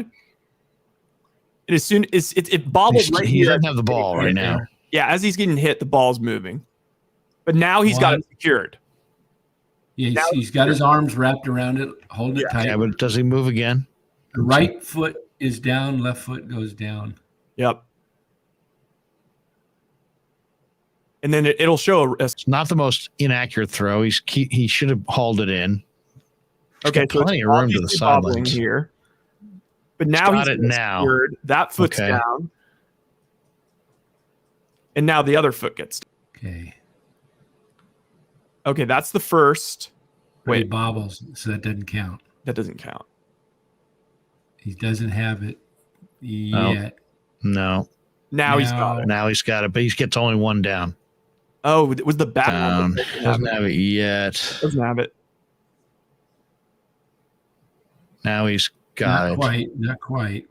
He's still juggling now. He's got it.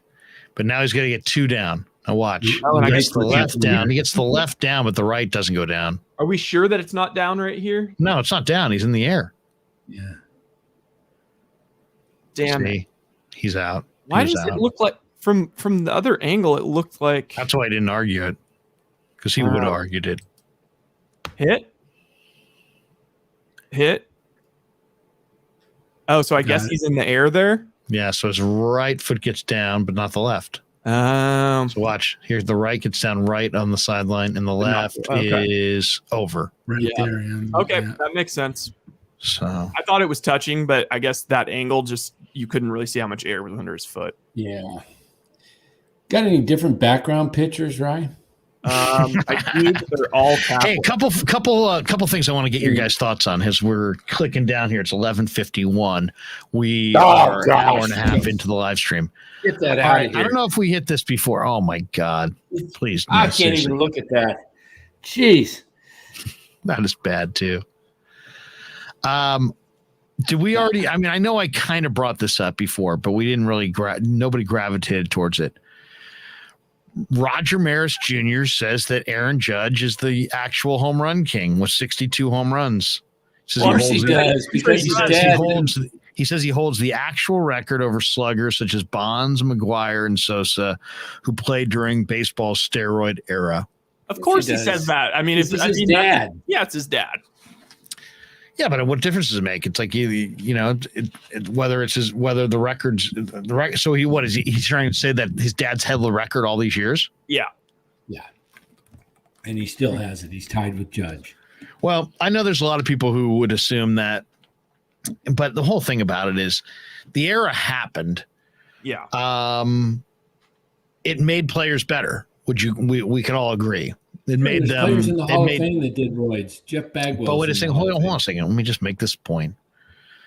It made players better, but it made all the players that use the drugs better. So I'm not saying it was an even playing field, but it was likely that the hitters set these records, maybe due to these substances, but also going against pitchers who also had the benefit of these substances. So that always seems like it's like you were Barry Bonds, but you were also going against Eric Gagne. Right. So what do you make of it? This is my thing. MLB has never refunded one person a nickel from any of those games. They've never once taken down those records. It's not like Ben Johnson, whose numbers in the Olympics running for Canada are obliterated from the record book like it never happened. They're all still standing. Barry Bonds' single season home run record of 73 home runs still stands. Nobody's challenging it. No baseball person has told you it's illegitimate. They haven't given any refunds back to any of the fans. There's been no inquiries or any changes to the rule book or to the record book. So, what? What are we talking about here? The commissioner himself benefited greatly financially from the presence of these substances. He's in the Hall of Fame safely, but there were pitchers of this day that also used these substances. I mean, it wasn't like we thought it didn't happen. We were all there. We saw it happen. So unless you're going to strike these numbers down and say they're illegitimate, you can't over here benefit financially and this was all legit and, paint this picture that it's all legit. But then over here, no, it's not legit. It either is legit or isn't legit. Either 73 is the record or 73 is not the record. But the baseball is telling you that 73 is the record. So I know there's a lot of people that will agree with Roger Maris's kid and say, you know what? Bonds was dirty. So-so was dirty. Yeah. I mean, if you want us to use the word dirty as far as they were using performance-enhancing drugs, yep, they were. But so was Eric Gagne. And probably so were other pitchers of that era who were pitching against them. And don't tell me that it didn't make them more dominant than they would have been otherwise. Otherwise, they wouldn't have used all those substances. So I just have a hard time kind of, getting through, how to categorize this. I'm going to separate the fact that I'm a Giants fan, a Barry Bonds fan, away from the whole discussion. But I've said it for years. Barry Bonds is the greatest hitter I've ever seen. And one of the greatest players I've ever seen. I would say 2 or 3 right there with Griffey Jr. He's as good as any player I've ever seen. And it was all natural. And I saw him do it at Sarah High School in 1980. So when I was 10, trudging across the sand dunes to West Sunset to watch Barry park balls into the sand dunes. That actually happened 1980, 1981, 1982. So this guy's been the prodigy forever. So this idea that like Bonds is just some guy and then he took these substances and they became great, that's laughable. But I just think that, but then also, if you ask me, but do you think he's the home run, the fraudulent home run king, single season? Are those records real? Are they fraudulent? I guess they're fraudulent because they were done with performance enhancing drugs. So like, if you say, where do you sit on Barry? I guess I would say he's one of the greatest hitters I've ever seen. He's one of the greatest players I've ever seen. His skills were totally natural. And yet as the single season home run guy and as the career home run guy, I would say those are fraudulent records. But I still don't. If he hit him off guys like Gagne. Because the steroids were, it was basically like, what if Secretariat gets the needle? Barry Bonds, these guys were on substances. They were, if you believe Victor Conte, I actually interviewed Victor Conte during those days. We talked about all these substances and what they actually did and HGH and how it improves your eyesight. And eyesight's a big part about being a hitter. So he had like 2 primes and he wouldn't have had those primes without these substances.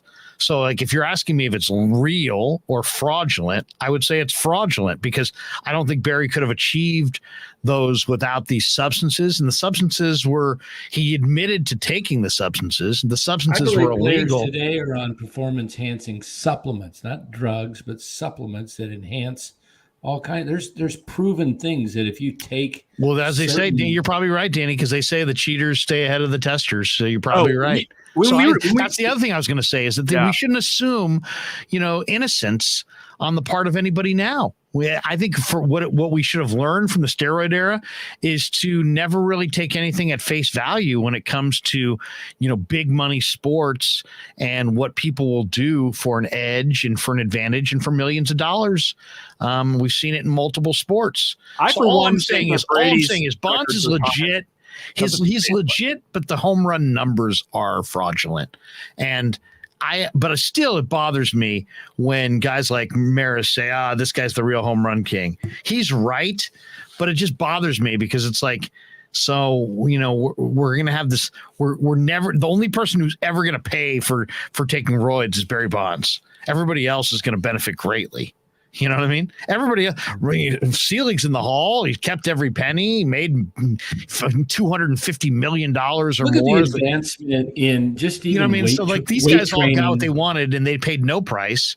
Barry Bonds got what he wanted, but he also paid a price. I'll tell you, the guy to me that probably if you want to look at true home runs in an era when, you look at Mays, 660, he missed 2 years of service time in the early 50s. When those were primo years. Yeah. And Mays is really the legit. I mean, if you really want to talk about this, the legit home run king could be Josh Gibson. It could be Willie Mays. It could be Oscar Charleston. It could be a number of guys. It was Hank Aaron. But it probably would have been Mays if Mays had ever played in a park that was conducive for what he did as a right-handed pole hitter or right-handed power hitter. He never played. He played in the polo grounds, and he played in Candlestick before the chain link fence. He never played in a park like Hank Aaron did that showed off his skills. So if he hadn't lost those years and played in a more friendly ballpark, Mays would have gotten there before Aaron. Think about this, Larry. Look at the advancement in technology in the weight room today. They didn't even have weight rooms back then in the 50s and 60s. They had to, free weight, just lifting. I mean, to me, the biggest changes are dietary too. I mean, look at what we know now. Back then, people smoked and Aaron used to smoke in the dugout. Yeah, I mean, there's all kinds of, they were doing all kinds of things that were really shortening their prime, and they didn't realize it. Times change, and I get a lot of it. Let me say this. I guess it's like I don't mind calling Bonds, awesome, and that his records are fraudulent. I just don't like it when other people do it. Let me say this with the. Pitching back in May's day, how many guys you saw the guy usually 4 times? They pitched the whole game, and most of them threw in the high 80s and low 90s. Today, these guys are facing specialists in the 5th inning that throw 100. It's Doval was at 104 the other day. Yeah. So I mean, that's hard. I mean, sometimes I wonder if that's even legit. It's like, are guys really? Is it a change to the radar gun, or are guys that much bigger, stronger, and throwing that much harder now than they used to? It seemed like Goose Gossage was throwing smoke at 96. Yeah, smoke. But now you're not throwing smoke unless it's 106. Yeah, I don't know about that. Do you know what I'm saying? Yeah. No, I got you. It doesn't seem like it's 10. Yeah, it seems fast at 106, but the guys throwing 106 don't look like they're throwing 10 miles an hour faster than what Goose was throwing in the late 70s. Oh, by the way, did you guys see that? Did you guys watch that? Did you guys watch Dodgers Yankees 30 for 30? No, I didn't see that. Yeah, it's really good. It's about the 77 and 78 Dodgers Yankees series. So my view on it is Yankees win both those, right? Yeah, Yankees won both, and they have a lot of Cindy Garvey with Steve Garvey and Sutton, I guess, in the clubhouse. Got into a huge brawl, and there's some good stuff. It's definitely worth watching. So my thought process on it is 2 parts. One is, I don't think that doing steroids is any more of an advantage than like Babe Ruth playing in a league that was only white guys. Like imagine if right now just everybody that wasn't a white person was taken out of the league. How many home runs do you think Aaron Judge hits this year? Probably 79. I don't know. I mean, they're 2 totally different things, but I hear what you're saying. But, every era's got their, there's nothing. It's a very difficult sport to compare eras in. So that's where, this is how in basketball, it's even more difficult because it's like the game Bill Russell was playing in looks nothing like the game that's played now. So the only true way to do it, in my opinion, is you just have to compare them to their own era, and you say, how much better was this guy than the second best guy of his era? Yeah, now you could say Babe Ruth. That puts an argument up there for Babe Ruth because he was that prolific compared to everybody else in his era. But I mean, even in the steroid era, Barry Bonds was so far above everyone else that I am like, I got to give it up to the guy. Also, what Ned Colletti said when I brought up, and he was like, this is a topic for another time, but greenies helping you more than steroids when it comes to playing baseball. And they didn't outlaw greenies. People have been taking greenies since like the 30s, and that didn't stop until I think like 2009. So. And then who knows? Yeah, I mean, amphetamines. What did that do? What did that? How much did that help these guys? Absolutely. There's been Ashley jumps in with today. We have science-based performance supplements like creatine. I don't know, BCAAS, stimulants, testosterone-enhancing herbs, all are legal supplements. We know so much more about food, energy, rehab, etc. No, you're absolutely right. Jaguayo56 says $2. Says, good night, gentlemen. Stay blessed. Pasquale, please. Absolutely. Man wants a little Pasquale. He gets a little Pasquale. We grew up with a Sunday dinner. That means no matter how busy you were, no matter where the hell you were, you came to dinner on a Yeah, no matter where the hell you were, you came to dinner. Pasquale, no matter where the hell you're going, have a great night. And thanks for joining us in the chat. Not enough hell, once again, used in American commercials. All right, quick couple other things before we get going here. Eagles have passed the Buccaneers as the NFC Super Bowl favorites. Does that surprise you guys? The Philadelphia Eagles are now the favorites to go to the Super Bowl out of the NFC. I don't like it, but I mean, I understand why they are, because their road to being the number 1 seed is so easy. So if they're guaranteed to not have to play in the first round and they're guaranteed home field in the next 2 games, I guess I can understand it. That said, no, thank you. They're not making it to the, they have not shown they can come back yet. I think my concern with the Eagles is just because Hurts going to be healthy in December. He's running 13 times a game. When I say I don't like running the quarterback 13 times a game, it wasn't specific to Trey Lance. I don't like running the quarterback 13 times a game. We'll see if he stays healthy by the end of the year, or if it's Gardner Minshew time, and who knows? Maybe they can win with Gardner Minshew as well. That's how good that football team looks in a lot of ways. Odds. Who would you say is the first NFL coach to be fired? Who's the favorite in Las Vegas for the first NFL coach to be canned? Who do I think is the favorite in Las Vegas, or who do I think should be the favorite? Well, either one. I think who is the favorite? I'll tell you who the favorite is if you can tell me who you. Matt Rule is the second choice at 7-2. Carolina's off to a 1-2 start. Ron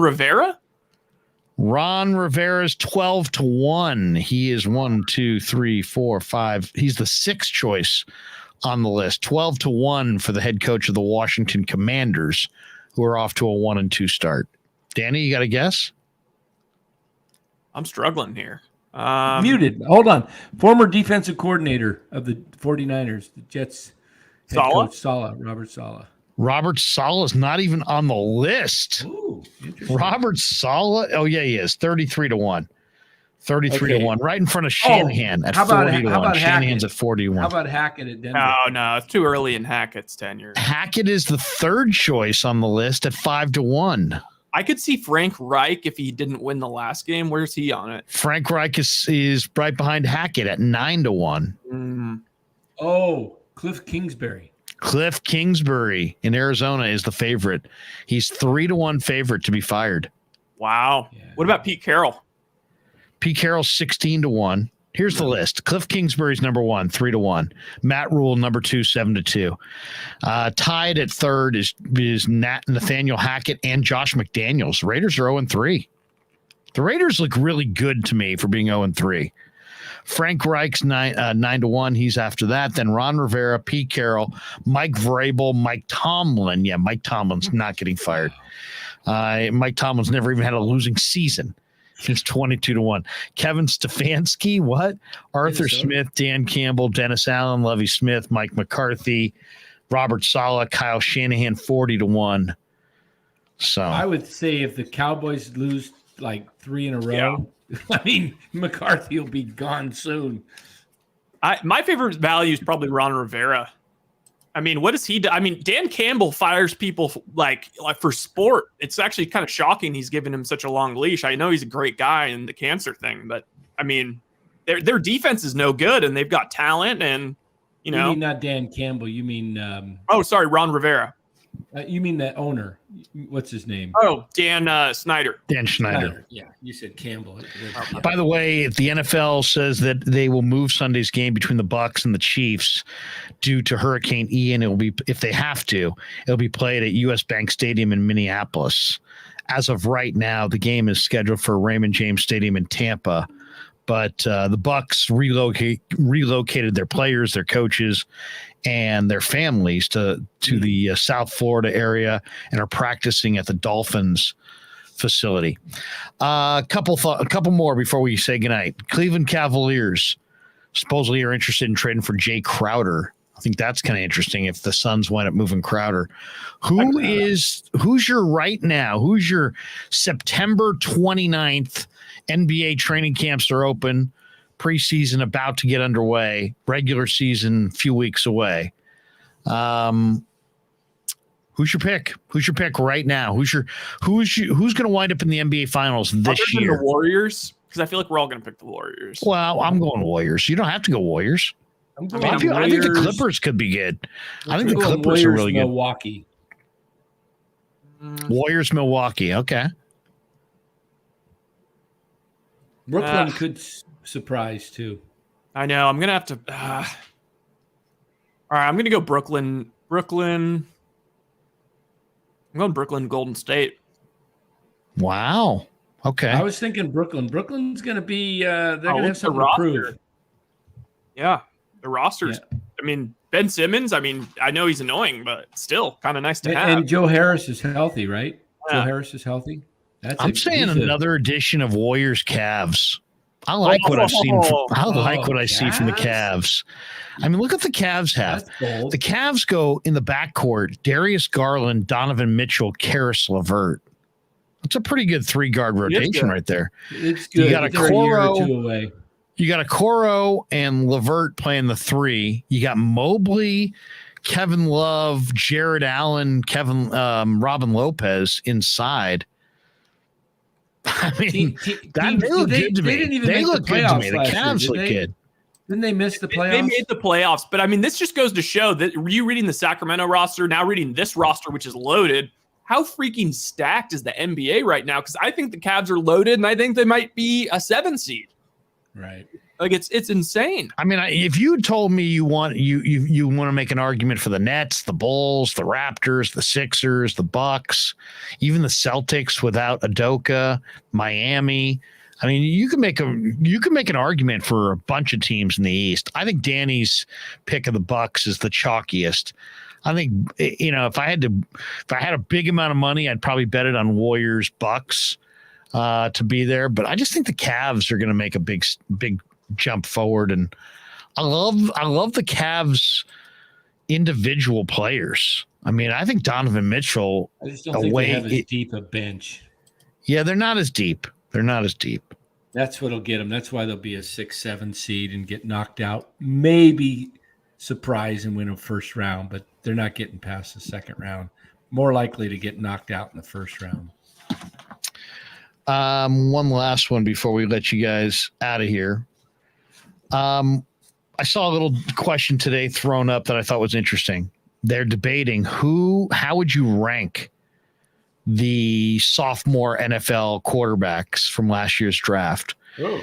That was Trevor Lawrence, Zach Wilson, Trey Lance, Justin Fields, Mac Jones, Davis Mills. Did I leave anybody out? I think that's everybody. How would you rank those guys? I put Lawrence 1. Lawrence went 1, so you're keeping him 1.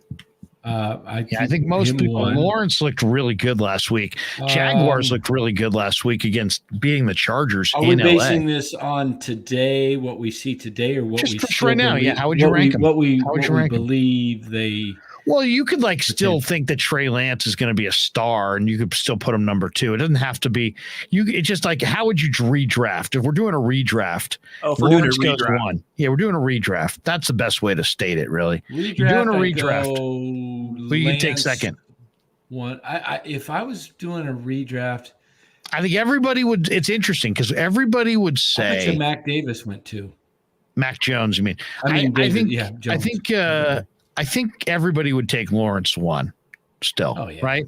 Don't you guys agree? The season, I wouldn't have been so sure, but I think so. Yeah. Now, based on what you're seeing right now. Yeah. Personally, for me, I would go Lawrence 1. I would go Zach Wilson 2, because I think Zach Wilson showed real improvement at the end of last year. And then this year he's got the injury, but he'll be back, this week.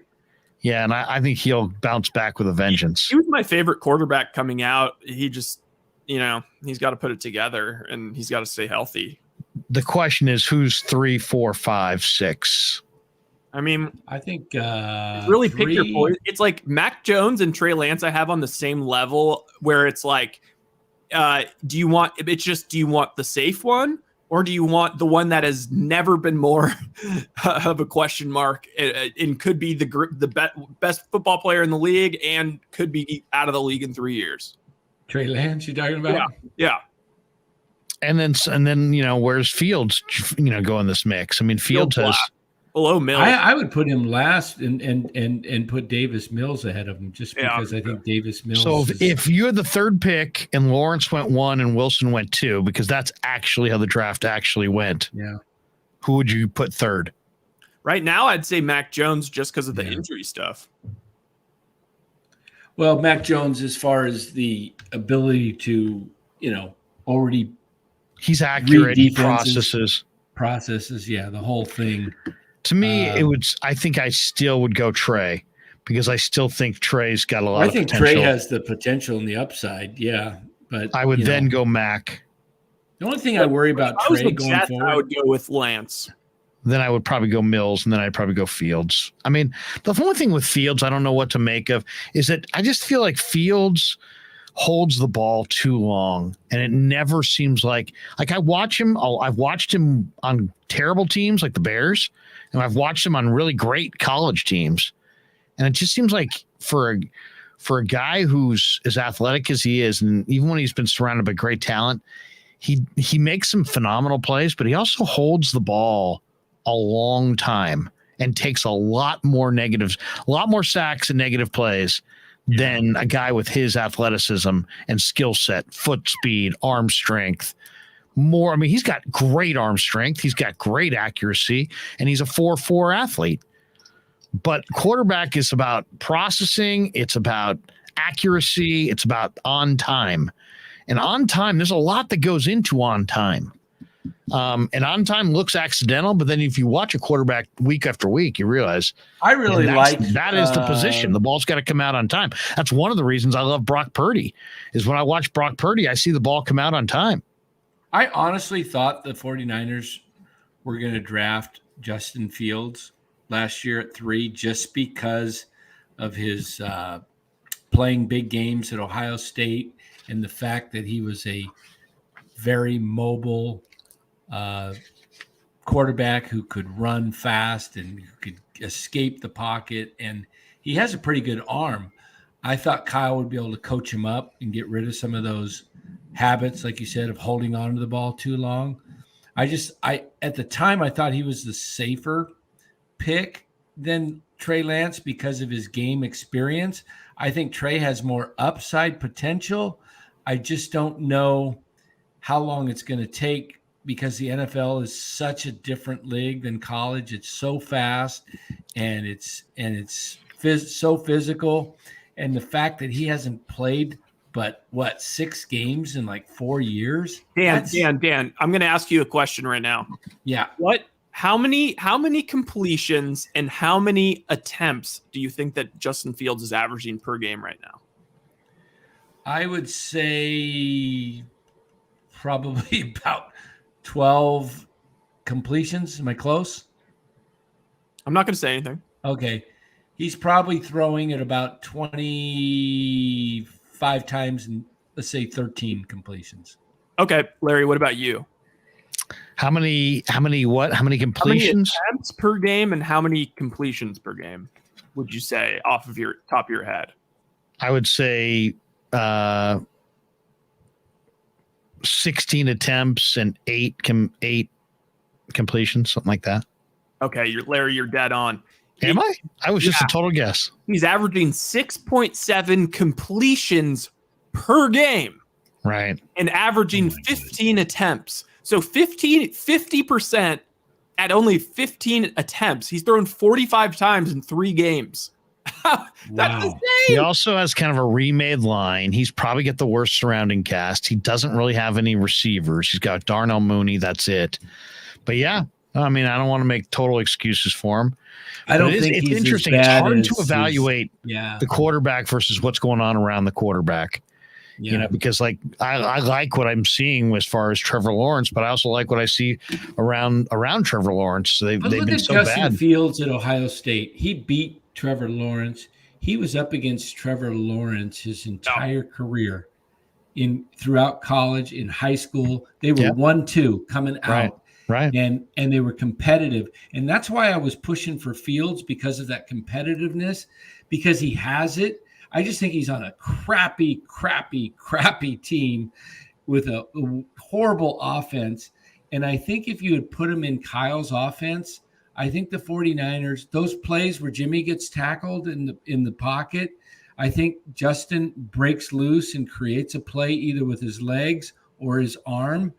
Here's the thing. He's always had huge speed, and he's been sacked a ton. So was he sacked a ton at Ohio State? He was. Yeah. He was. I think he was. Go look at the numbers, but yeah, he was sacked a lot. For a quarterback with 4.4 speed, it's a shockingly high number. You know what is Sugar Knot says never draft a quarterback from Ohio State ever. You know what's insane, guys, is that if you look like in my head, at least, I'm like, oh my God, what, Trey, they never let Trey throw it at all. Like all they're doing is running. But if you take Trey's 3 starts and put them against Justin Fields' 3 starts this year, he's thrown, in total, Justin Fields has thrown the ball, what did I say, 45 times, right? Trey Lance threw it 80 times in his 3 games, and one was in a monsoon and one was in Arizona, where all I remember is him running. Yeah. That is, and look at the weapons that Trey has. And Trey's got, the best left tackle in pro football, protecting his blind side. And the Bears O-line was really a problem spot. Kyle McKiernan says, any upcoming 95.7 The Game shows, Larry? I always leave KNBR to tune into you if you're subbing in for anyone. Hey, Kyle, I appreciate the support. None this week. So it's amazing. Everybody's remarkably healthy now. No, but I'm just joking about that. But they're the guys, I've been filling in for guys when they're on vacation. And so you'll catch me. And in fact, I will not be doing pregame on 95.7 The Game for this particular game because it's Monday. So they're going to go with Ratto and Damon leading in, and I may join them for a segment from the stadium. But Monday, tune in because we're going to try to get into the stadium really early and do a pregame live stream on the Krueg show leading into the Monday night game with the Rams. And we're trying to get a bunch of media people on, and Ryan and I would love to maybe go live in the stadium. And kind of what I was thinking is maybe since we have the cameras and we have the microphones, maybe what we'll do is we'll mic up in the sometime afternoon, start walking around and kind of show people what this stadium looks like on all the different levels. And if we can't do that, we'll find a broadcast spot that is good, and we'll do a live stream Monday afternoon going into the Monday night game. We might need Dan to hold it down in case there's any we lose connection going from some place to another place, and let Dan filibuster. Yeah, so we'll do that, and we'll also get some more guests. I've got some other people, and we'll also play some of the. So what we'll do is Ryan and I will be at camp tomorrow, and we'll be at camp Friday. And then what we'll do is we'll just have we'll have a big long pregame show on YouTube leading into the Monday night game. And we'll let you see all those interviews, all the interviews that we do for the next 2 nights, next 2 days. We'll bring them to you on the channel, of course, beforehand. But for those who didn't see it, we'll replay some of those interviews on Monday going into the game. And then we'll also get a couple media people to join us as well. maybe a few surprise guests going into. We'll do an extended, lengthy 49er pregame on YouTube Monday, going into what I think is absolutely a Tim crucial Ryan. game. Get Tim Ryan before he goes into the booth. Well, we'll see. Oh, wait. I've got a hypothetical for you guys. What about from that same draft? Okay, so I know we just did the thing where we're just still at 3, but would you rather be at 3 and take Trey Lance or your other QB of choice, or not have done the trade for any picks and picked Micah Parsons? Well, let's go back and actually see. This is what the 2022 or 2021 NFL draft. I think here's what I would have done. I would have waited till game day. Let me pull up the NFL draft here. Or draft day, not game day. 2021. Okay, so I'm looking at the draft right now. They had the 3rd pick. They took Trey Lance. They traded up from, was it 13? No, from 12. They had 12. They traded with Miami and Philadelphia, and they moved up. So they traded with Miami, and then Miami traded ultimately with Philadelphia, and Parsons wound up going 12.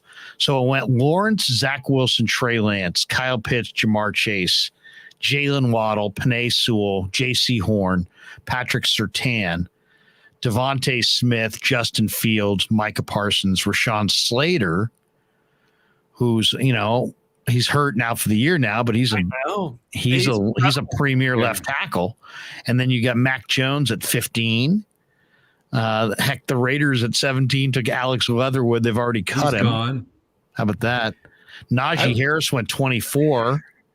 Kwity Paye went 21. I'm just looking at the rest of the first round. Javonte Williams went 35, top of the second. You know what I would have probably done? I would have probably waited on draft day, see how the draft was developing, watch and been ready to trade up and maybe give us future one, not both, just give one. And if I could have moved up to 5 and got Chase for wide receiver, or even a couple spots and got Devontae. I mean, I think Micah Parsons might be the best defensive player in the league outside of Nick Bosa and Watt. So one thing is, Micah Parsons had a issue at Penn State involving another, an assault. There was complications there. There were red flags. I think the Niners are going to stay away from that just because of what happened with. Going into his final year at Penn State, Micah Parsons was thought to be a top 5 pick. Yeah. So the fact that he went 12 was more of a reflection, and it was more of a reflection of the off-field concerns people had. But if I was satisfied on the off-field concerns, to me, anytime you can get somebody who can impact your front 7 and put heat on the quarterback, I would lean towards that. But I love Jamar Chase in that draft. I would have loved to have gotten Jamar Chase. Yeah. Greg Cosell has compared him to Lawrence Taylor, and you know that Greg Cosell doesn't throw that out. Oh, yeah. Parsons? And strength, explosiveness, instincts. I'm drawing a blank. The picture, I got his number, everything in front of my face. The kid they drafted out of Alabama, the last pick of the first round a few years. Reuben Foster. What's he doing now? Is he with Washington still, or did he get released? He's just on the street. He tried out the Seahawks a few weeks back. So this is kind of why he was one of those guys that looked great, just didn't play great. I mean, he made some highlight reel plays, but and he played for Bama and he made some high profile plays, but the consistency was just never there, and the instincts were just never there. So I would have easy to isolate him in pass coverage. The other pick that if you could have, the 49ers really don't have. I don't consider Debo like a great wide receiver. They don't have and Ayuk. I don't see Ayuk as a true 1. He's like a 2, maybe. He's a good 2, solid 2. Yeah, like Surtain had him kind of. Yeah, I think they needed like a Chase or a Waddle, somebody that they could just – and, I think the best receiver the 49ers are going to have going forward, and I think some point this year you'll see it. I don't know when, but I think it's going to be Danny Gray. I think he's going to become – I doubt it. You think this year a rookie receiver – I think he's going to play. Rookie receivers typically don't do much in the NFL. I love him. Heck, we talked to him last week. He's tough. He's smart. At some point he's going to be, whether it's this year, later this year, next year. I just think Barrows kind of threw some cold water on it. Dan is the only reason why I'm now hesitating. Is he was kind of saying like, look, Kyle is pretty. He doesn't like let rookies just have a spot. Like he's going to essentially like it's going to be tough for him to.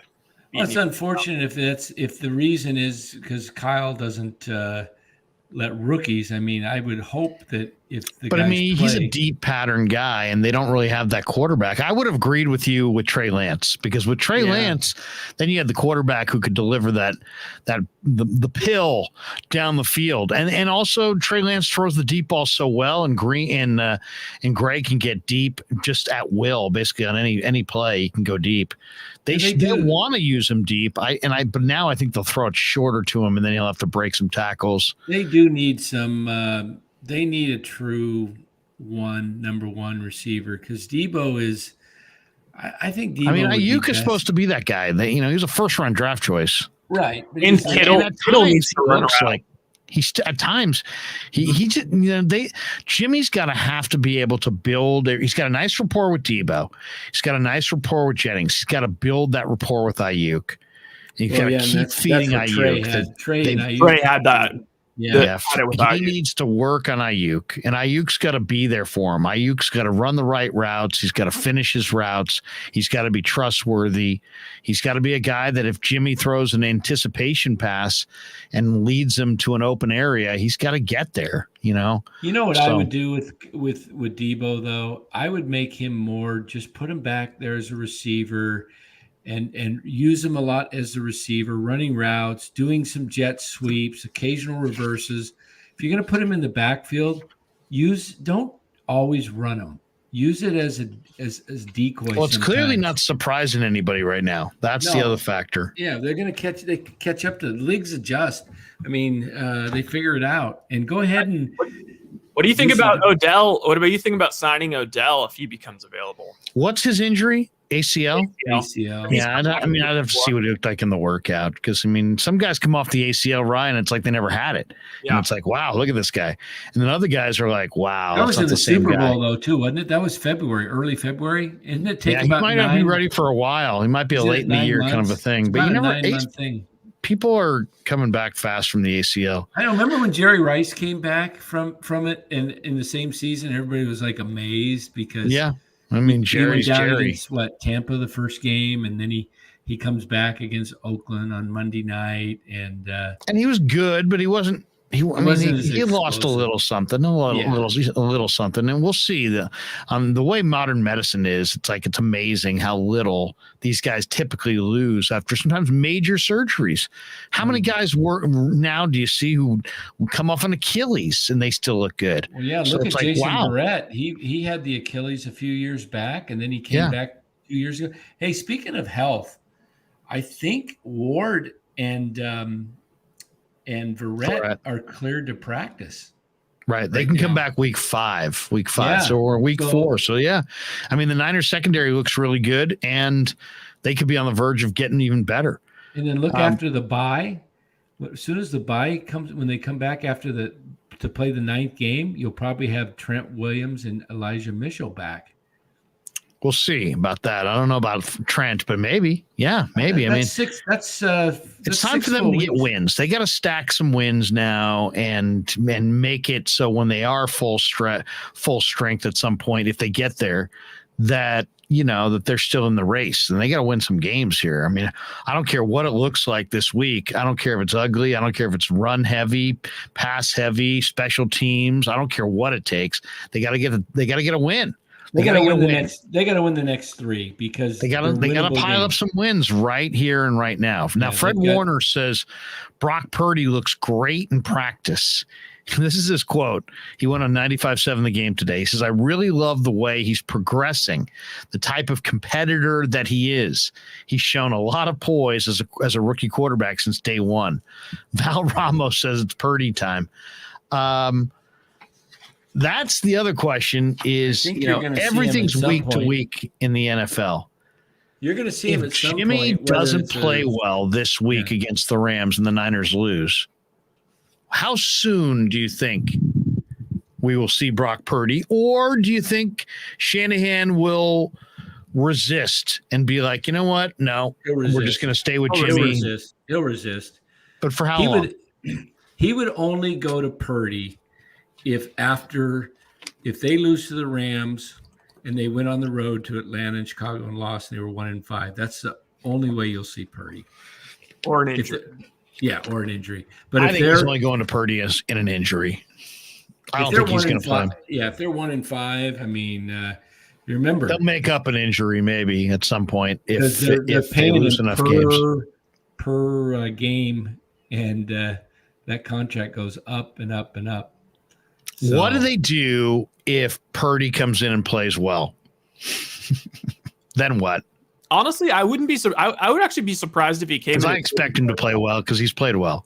Yeah, and you would always get a 1 to 2 game bump when you bring in a new quarterback and there's no tape on them. They usually do pretty well. Right, like what's his name, Mullins. I mean, we'll get one this year in the NFL. Like a couple of years ago, it was Gardner Minshew, and now it's Cooper Rush, I guess. Right, he's 3-0 as a starter. Yeah, so where are you guys on Brock Purdy? We've interviewed him, we've talked to him, we've watched him this summer. You know that I'm a believer, but where are you guys on him? Is in your mind, is Brock Purdy closer to, as Dan? We didn't even talk about it for 30 seconds, and Danny already said Nick Mullins. Is he closer to Nick Mullins?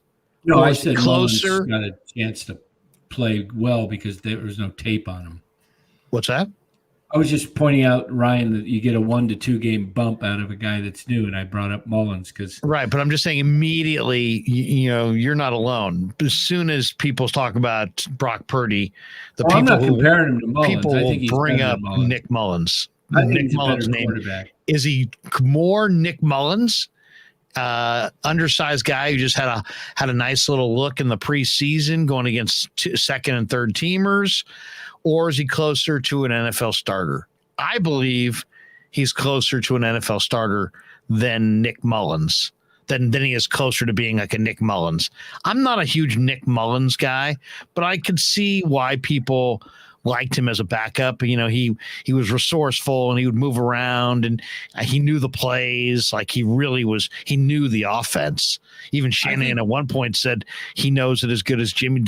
He said he either said he's like my smartest quarterback or he knows the offense the best. He made some comment last year that indicated that Mullins was really, really really good in a meeting, let's say. What is he? Is he more Mullins or more NFL starter? What do you guys think? More Mullins to me. But I think he's accurate. I don't know. I'm a little concerned about his arm strength. It's like there's a mountain between Trey and Jimmy G, but then I think there's also a kind of a mountain between Jimmy and Purdy. I think Purdy's in between the two. I would put him. Yeah, but I like him better than Mullins for sure. Yeah. I would, it's interesting because I'm not at all comparing him to Drew Brees, but he has the body type of Drew Brees, and he has I would say he's got more of a attitude of kind of a Brady, a guy that has a chip on his shoulder for being drafted so low and believes that he could play. Brady was nothing crazy special at Michigan. He was good and he made some good comebacks, but beat out Drew Henson.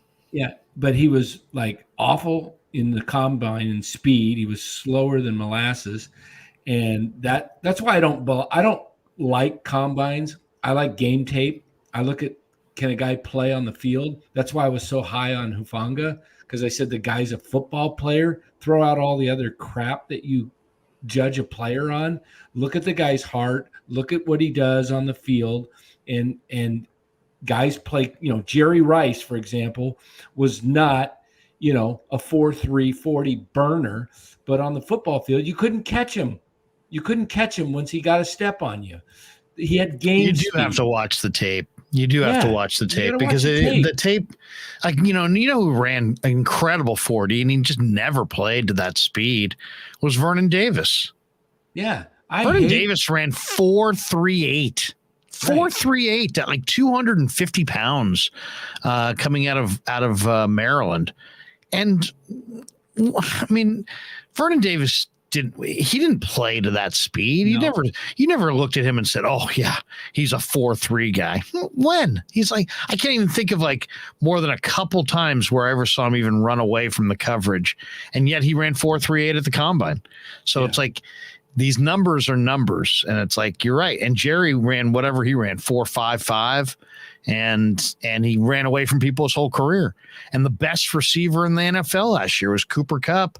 And he played at Eastern Washington, and he ran 4.62. So it's weird. Juwan Jennings ran 4.76, and he gets open. Now, so it's like, it's weird. Consider, who do you consider better quarterback, Tannehill or Garoppolo? Garoppolo. That's interesting. Tannehill's a better athlete. He played receiver at A&M, but I think Garoppolo's has more natural ability as a passer. Interesting. I don't love Tannehill. I really don't. I think they're going to be better off with Malik Willis if they can move Tannehill out of there. I'm trying to get a comp on Purdy,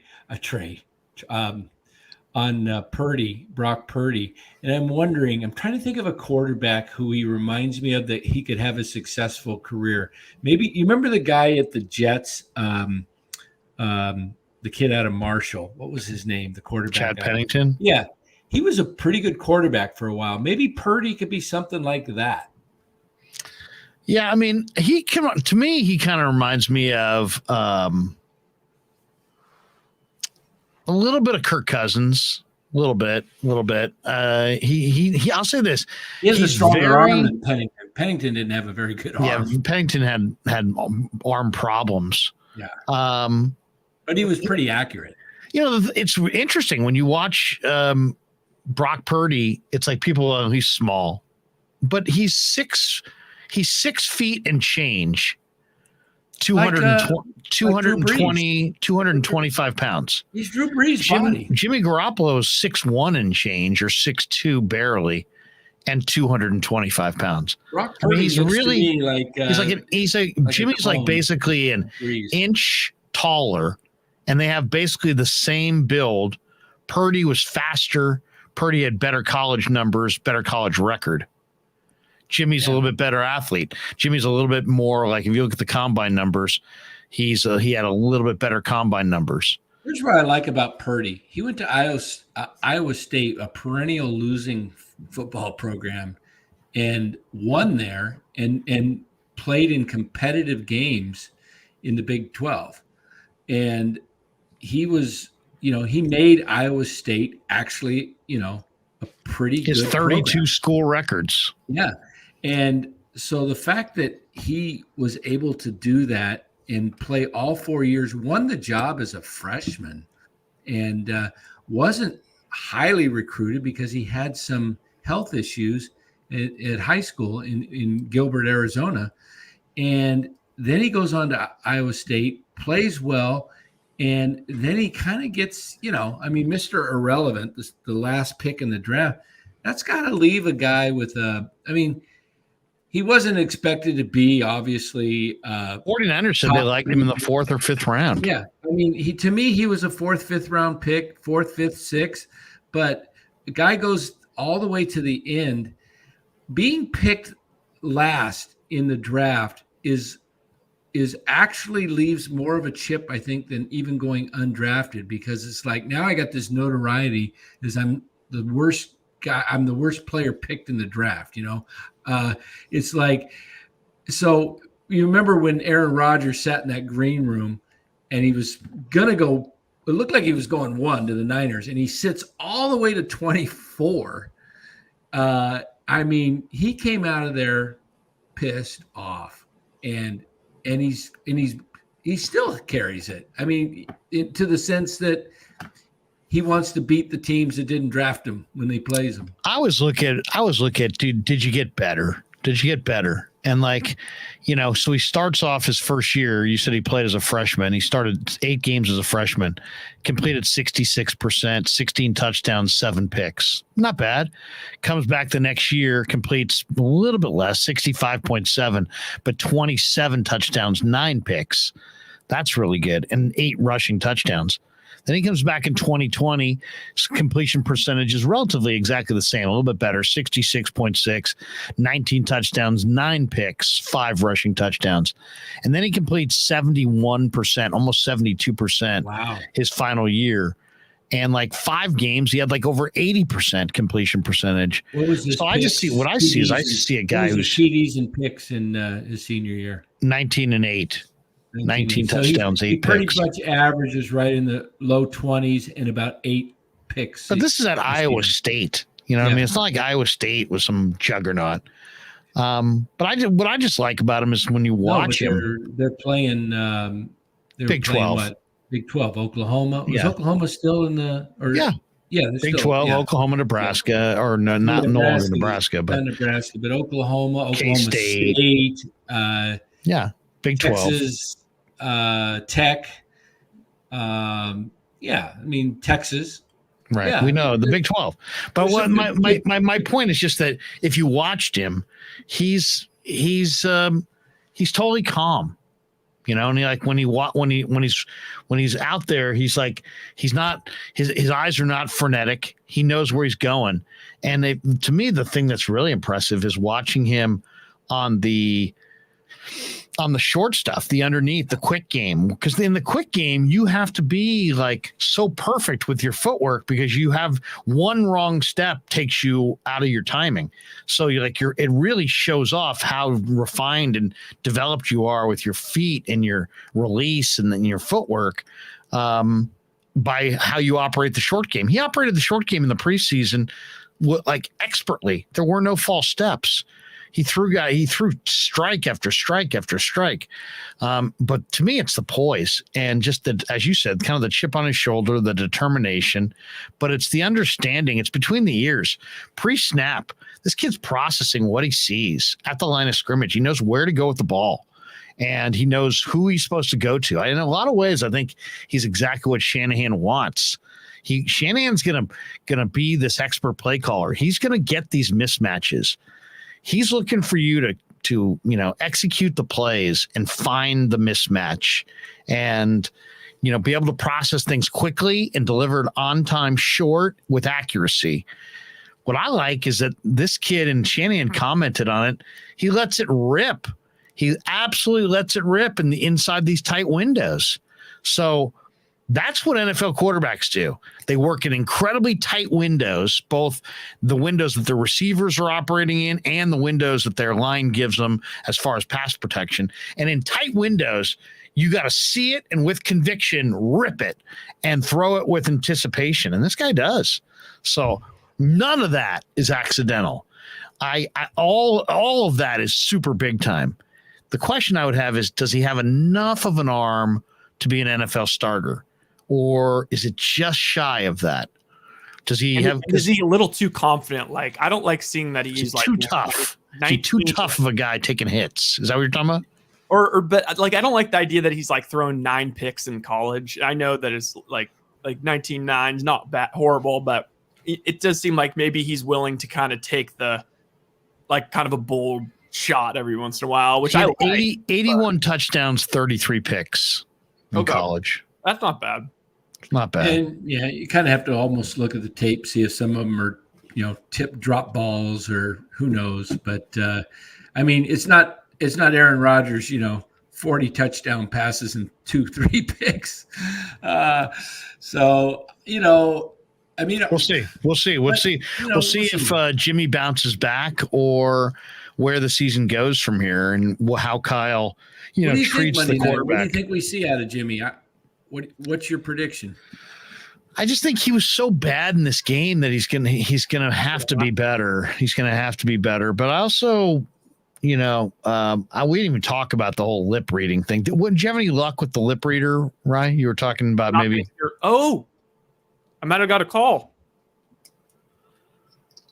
So we were gonna have a lip reader from the UK on with us to tell us. I think they opened at 8. Should we give them a call right on the show? Sure.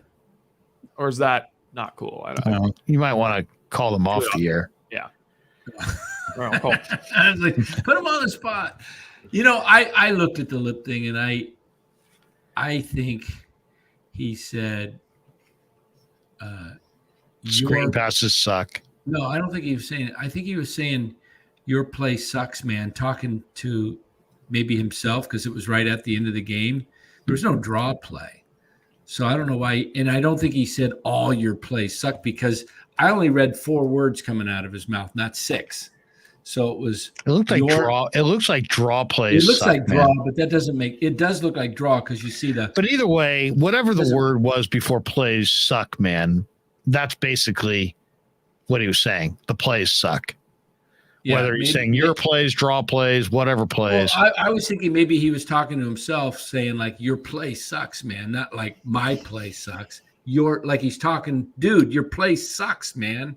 Like he might have really been pissed off at himself for like I don't even care if he says I don't even care if he says your plays suck, man. And he's talking, about Shanahan's plays. Who cares? Guys say all kinds of stuff. If you actually were down there and you actually heard some of the things that were actually said, that's like 110th. Yeah, I've been down Did there. You see Quinn Williams and the D-line coach for the Jets square off on each other? No, I missed that. Oh, you didn't see that? Which one? Quinn and Williams of the Jets is 295. Right. And he gets in the Jets secondary coach looks like he's about 60 and he's bald and he's like yelling at him. Quinn Williams gets up and is like, rah! And they had to separate him. I've seen that too. Guys just lose it on the sidelines. Everybody handles criticism differently. Some people can handle it a little better than others. Rise maybe making some headway here. What do we got? We may have a lip reader from the UK. We'll see. 9 hours now. Okay, that sounds great. So I'll ask someone to give you a call back. Let me just make sure we've got the right details for you. So. All right. Let's see what he comes up with if this is for now or for tomorrow. We will see.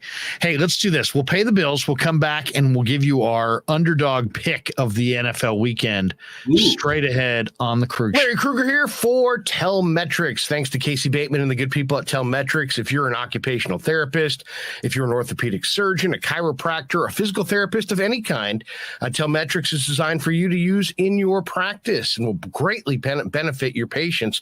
Telmetrics uses computer vision and artificial intelligence and provides a platform for outpatient rehab therapy services, both in the clinical and the telehealth environments. So using Telmetrics can improve your patient's experience and much more. So for all your sports injury needs, or if you're a physical rehabilitation specialist of any kind, make sure you use telmetrics.co, Telmetrix.co. And thanks to Casey Bateman and all the good people at Telmetrics for being a proud sponsor of the Krueg. I'd like to thank our sponsor, Dan Coccimilgio. Dan is a buddy, and he is a phenomenal retirement planning specialist. And you can contact him today at securemoney.com or at his number 925-628-9966. There's a lot of uncertainty in our world right now, and you want to make sure that your money is secure. That is the key. Danny's got 25 years of experience, born and raised right here in the Bay Area, and he can help you get an immediate 10% premium bonus on your principal retirement account. So give him a call,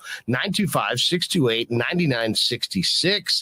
He'll make an appointment with you and you can sit down. It's not a one size fits all kind of a deal. He'll consult with you and come up with a strategy to get you going to where you want to be. Once again, 925-628-9966, securemoney.com on the web.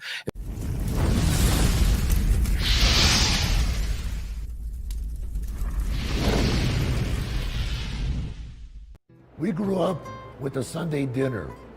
That means no matter how busy you were, no matter where the hell you were, you came to dinner on a Sunday night. Yeah, Sunday dinner without sausage, it's like a church without God. You know, how can you go to church if you don't believe in God? You know, and along with the sausage also became the discussions. That was discussion night. You know, it wasn't a typical family that you sit there and you're quiet, you know, and you don't talk with a mouthful. Oh no, man. Italians talk when they're eating. Italians even talk when they're sleeping. And definitely we talk with our hands. So if we can't express it through our mouth, through our lips, we express it with our hands. So, and that's what sausage is, really. It's an expression, you know, that life is good.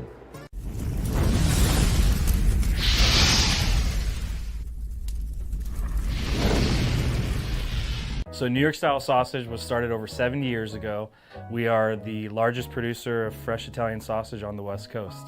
What makes our sausage in New York style is really the recipe came from back east, from New York, you know, from Connecticut. If you look at all of our labels, there's maximum 4 or 5 ingredients, which we're really proud of. There's no preservatives, no MSG, fresh in, fresh out. The pork comes in fresh, goes out fresh. There's never any freezing throughout the process. We've always used fine quality cuts. We're never gonna deter from that. It's one of the reasons why our sausage is so good. I guarantee you put our sausage up against anybody else's from a flavor standpoint, no one will beat it, hands down. Hey, do yourself a favor and do me a favor.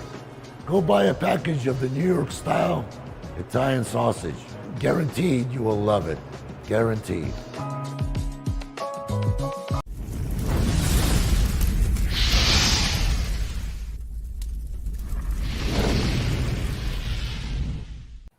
And thanks to Tony Cassera and the good people at Cassera's Italian Menswear. They are housing the Krueg Show t-shirts, and they're a proud sponsor of the show as well. The Krueg Show t-shirt, the Krueg Show podcast t-shirt is available there at their store in Dublin. Their address is 7372 San Ramon Road in Dublin, California. And go see Tony Cassera and get yourself a Krueg Show t-shirt and support the show. And special thanks to our sponsor, New York Style Italian Sausage. That's right, NewYorkStyleSausage.com is their website. Phenomenal product, whether it's the breakfast sausage, the Italian mild, the Italian spicy, the chorizo. You cannot go wrong with New York Style Italian Sausage. Once again, NewYorkStyleSausage.com, often imitated, never equaled. And they are a proud sponsor of the Krueg Show. Thanks to them as well.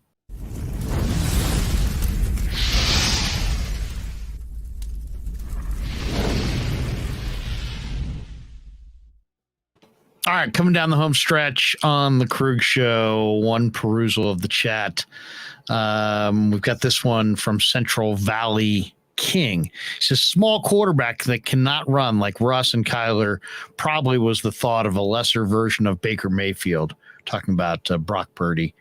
Then he says, that's why Brock Purdy dropped so far in the draft. It's my opinion. It's basically because he's not a running quarterback in his height. Well, he is a running quarterback, actually.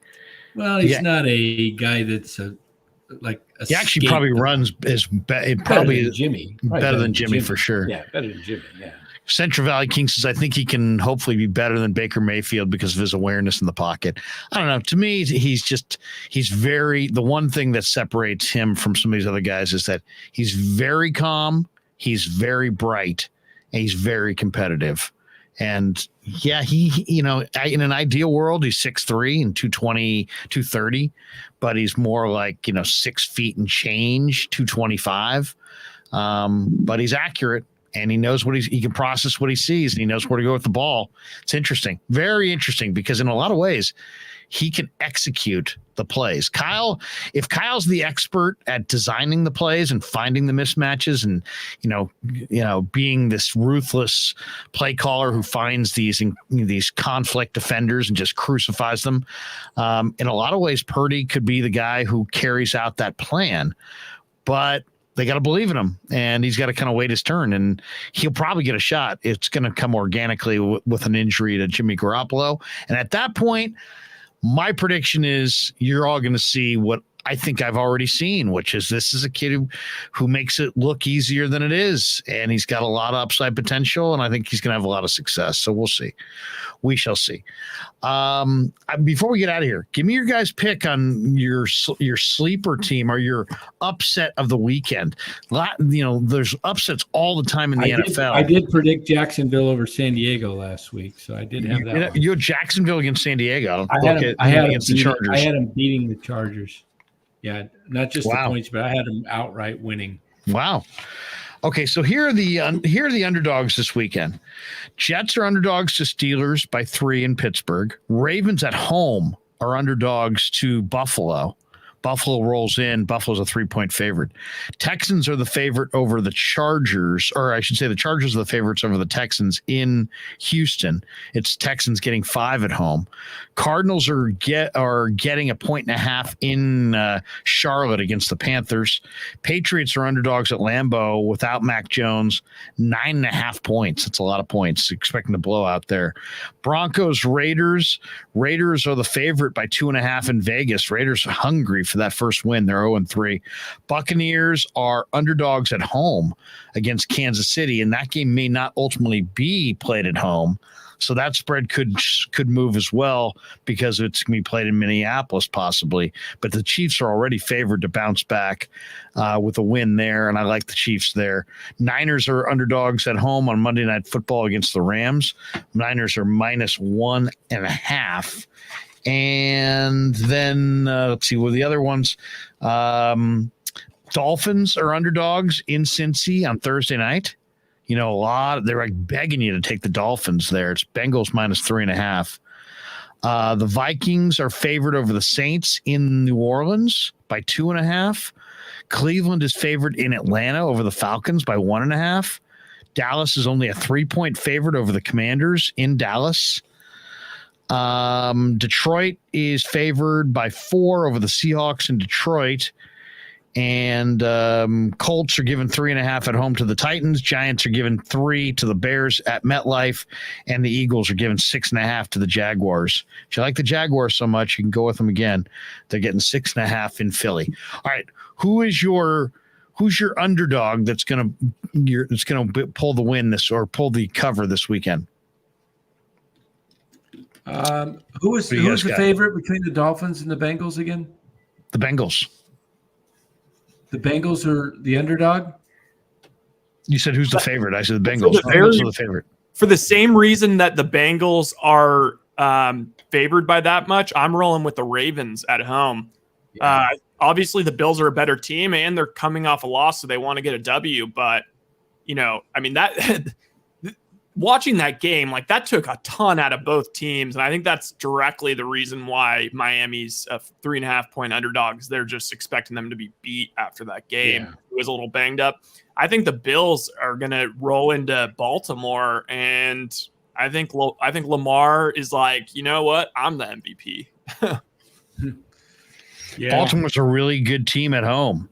Yep. And another team that's really tough at home. Micah Hyde's out for the year, right? Micah Hyde's out for the year. Yeah. I like the Chiefs. I like the Chiefs to bounce back and beat the Bucks actually the Chiefs are favored, so the Bucks would be the dog there. I like the Niners to beat the Rams. I like the Chiefs, and they go, the Bucks are actually, the Bucks are the 1-point dog. I'll go with the Bucks then. No, I like the Chiefs. I like the Chiefs to win that game, but the Bucks are the favorite, are the underdog. The other underdog is kind of the Broncos Raiders again. There's so many of my Broncos are the underdog. Okay, the Raiders going to go to 0-4? No, I think the Raiders are going to win that game. I think the Raiders win that game because it's a must win. The one that's interesting to me is, what do you guys expect from the Colts? The Colts look terrible, and then they get the win over the Chiefs last week. Now they're home, and they're 3.5-point favorites over the Titans. The Titans are a live dog, absolutely. What do you think about the Cardinals on the road versus the Panthers? Are they? I mean, if Matt Rule is really, a lot of people think Matt Rule is going to get canned. I don't know. This might be the game that decides who gets fired first. Yeah, right. Could be. Seriously. Yeah, really. It's the coach who gets dumped first bowl. Yeah. I'll tell you, watching Dallas's defense go after Daniel Jones makes me wonder about two things: the Giants' offensive line and the Cowboys' defensive line. Oh, and the Cowboys at home only giving 3 to the Commanders. That almost seems like a bad line. That makes me wonder. Why is Dallas only a 3-point favorite at home? You usually get 3 just for being at home. So that's like it's even. Are they that even of football teams? I'm kind of high on the Commanders compared to the market. I want to know why the NFL is going to send that game Sunday to if they relocate Tampa. Why are they going to go all the way up to Minnesota? Why not just play it in like Tennessee? Give or better yet, play it at I guess Atlanta and the Saints are both home, so they can't do that. And yeah, I know. Now Ramos says he's got the Broncos. I mean, you can't Broncos Raiders. I mean, that's the thing about I don't know. Personally, I'll tell you, the guy who kind of impressed me this last week was Mac Hollins. And looks like he's going to be the Raiders' Hunter Renfrow this year. He made some incredible catches this last week. Oh, yeah. Yeah, he's rising up the fantasy boards. I know. I didn't realize it's 105. We got to get off. We got to get off. We got to go. That's going to do it for us. Great stuff. Thanks to everybody. We're back tomorrow. We're at camp tomorrow. We'll be back tomorrow night with some Niner interviews. We're going to bring them to the air, right? We'll be able to play some of those on the show tomorrow night, right? Oh, yeah. So check us out tomorrow night. Guys, good to see you. Have a great night. Yeah, never met a man I've been scared of. Careful, you gon' get exactly what you asked for. Careful, whatever you bring me getting handled. I answer to no one, I don't need to hassle.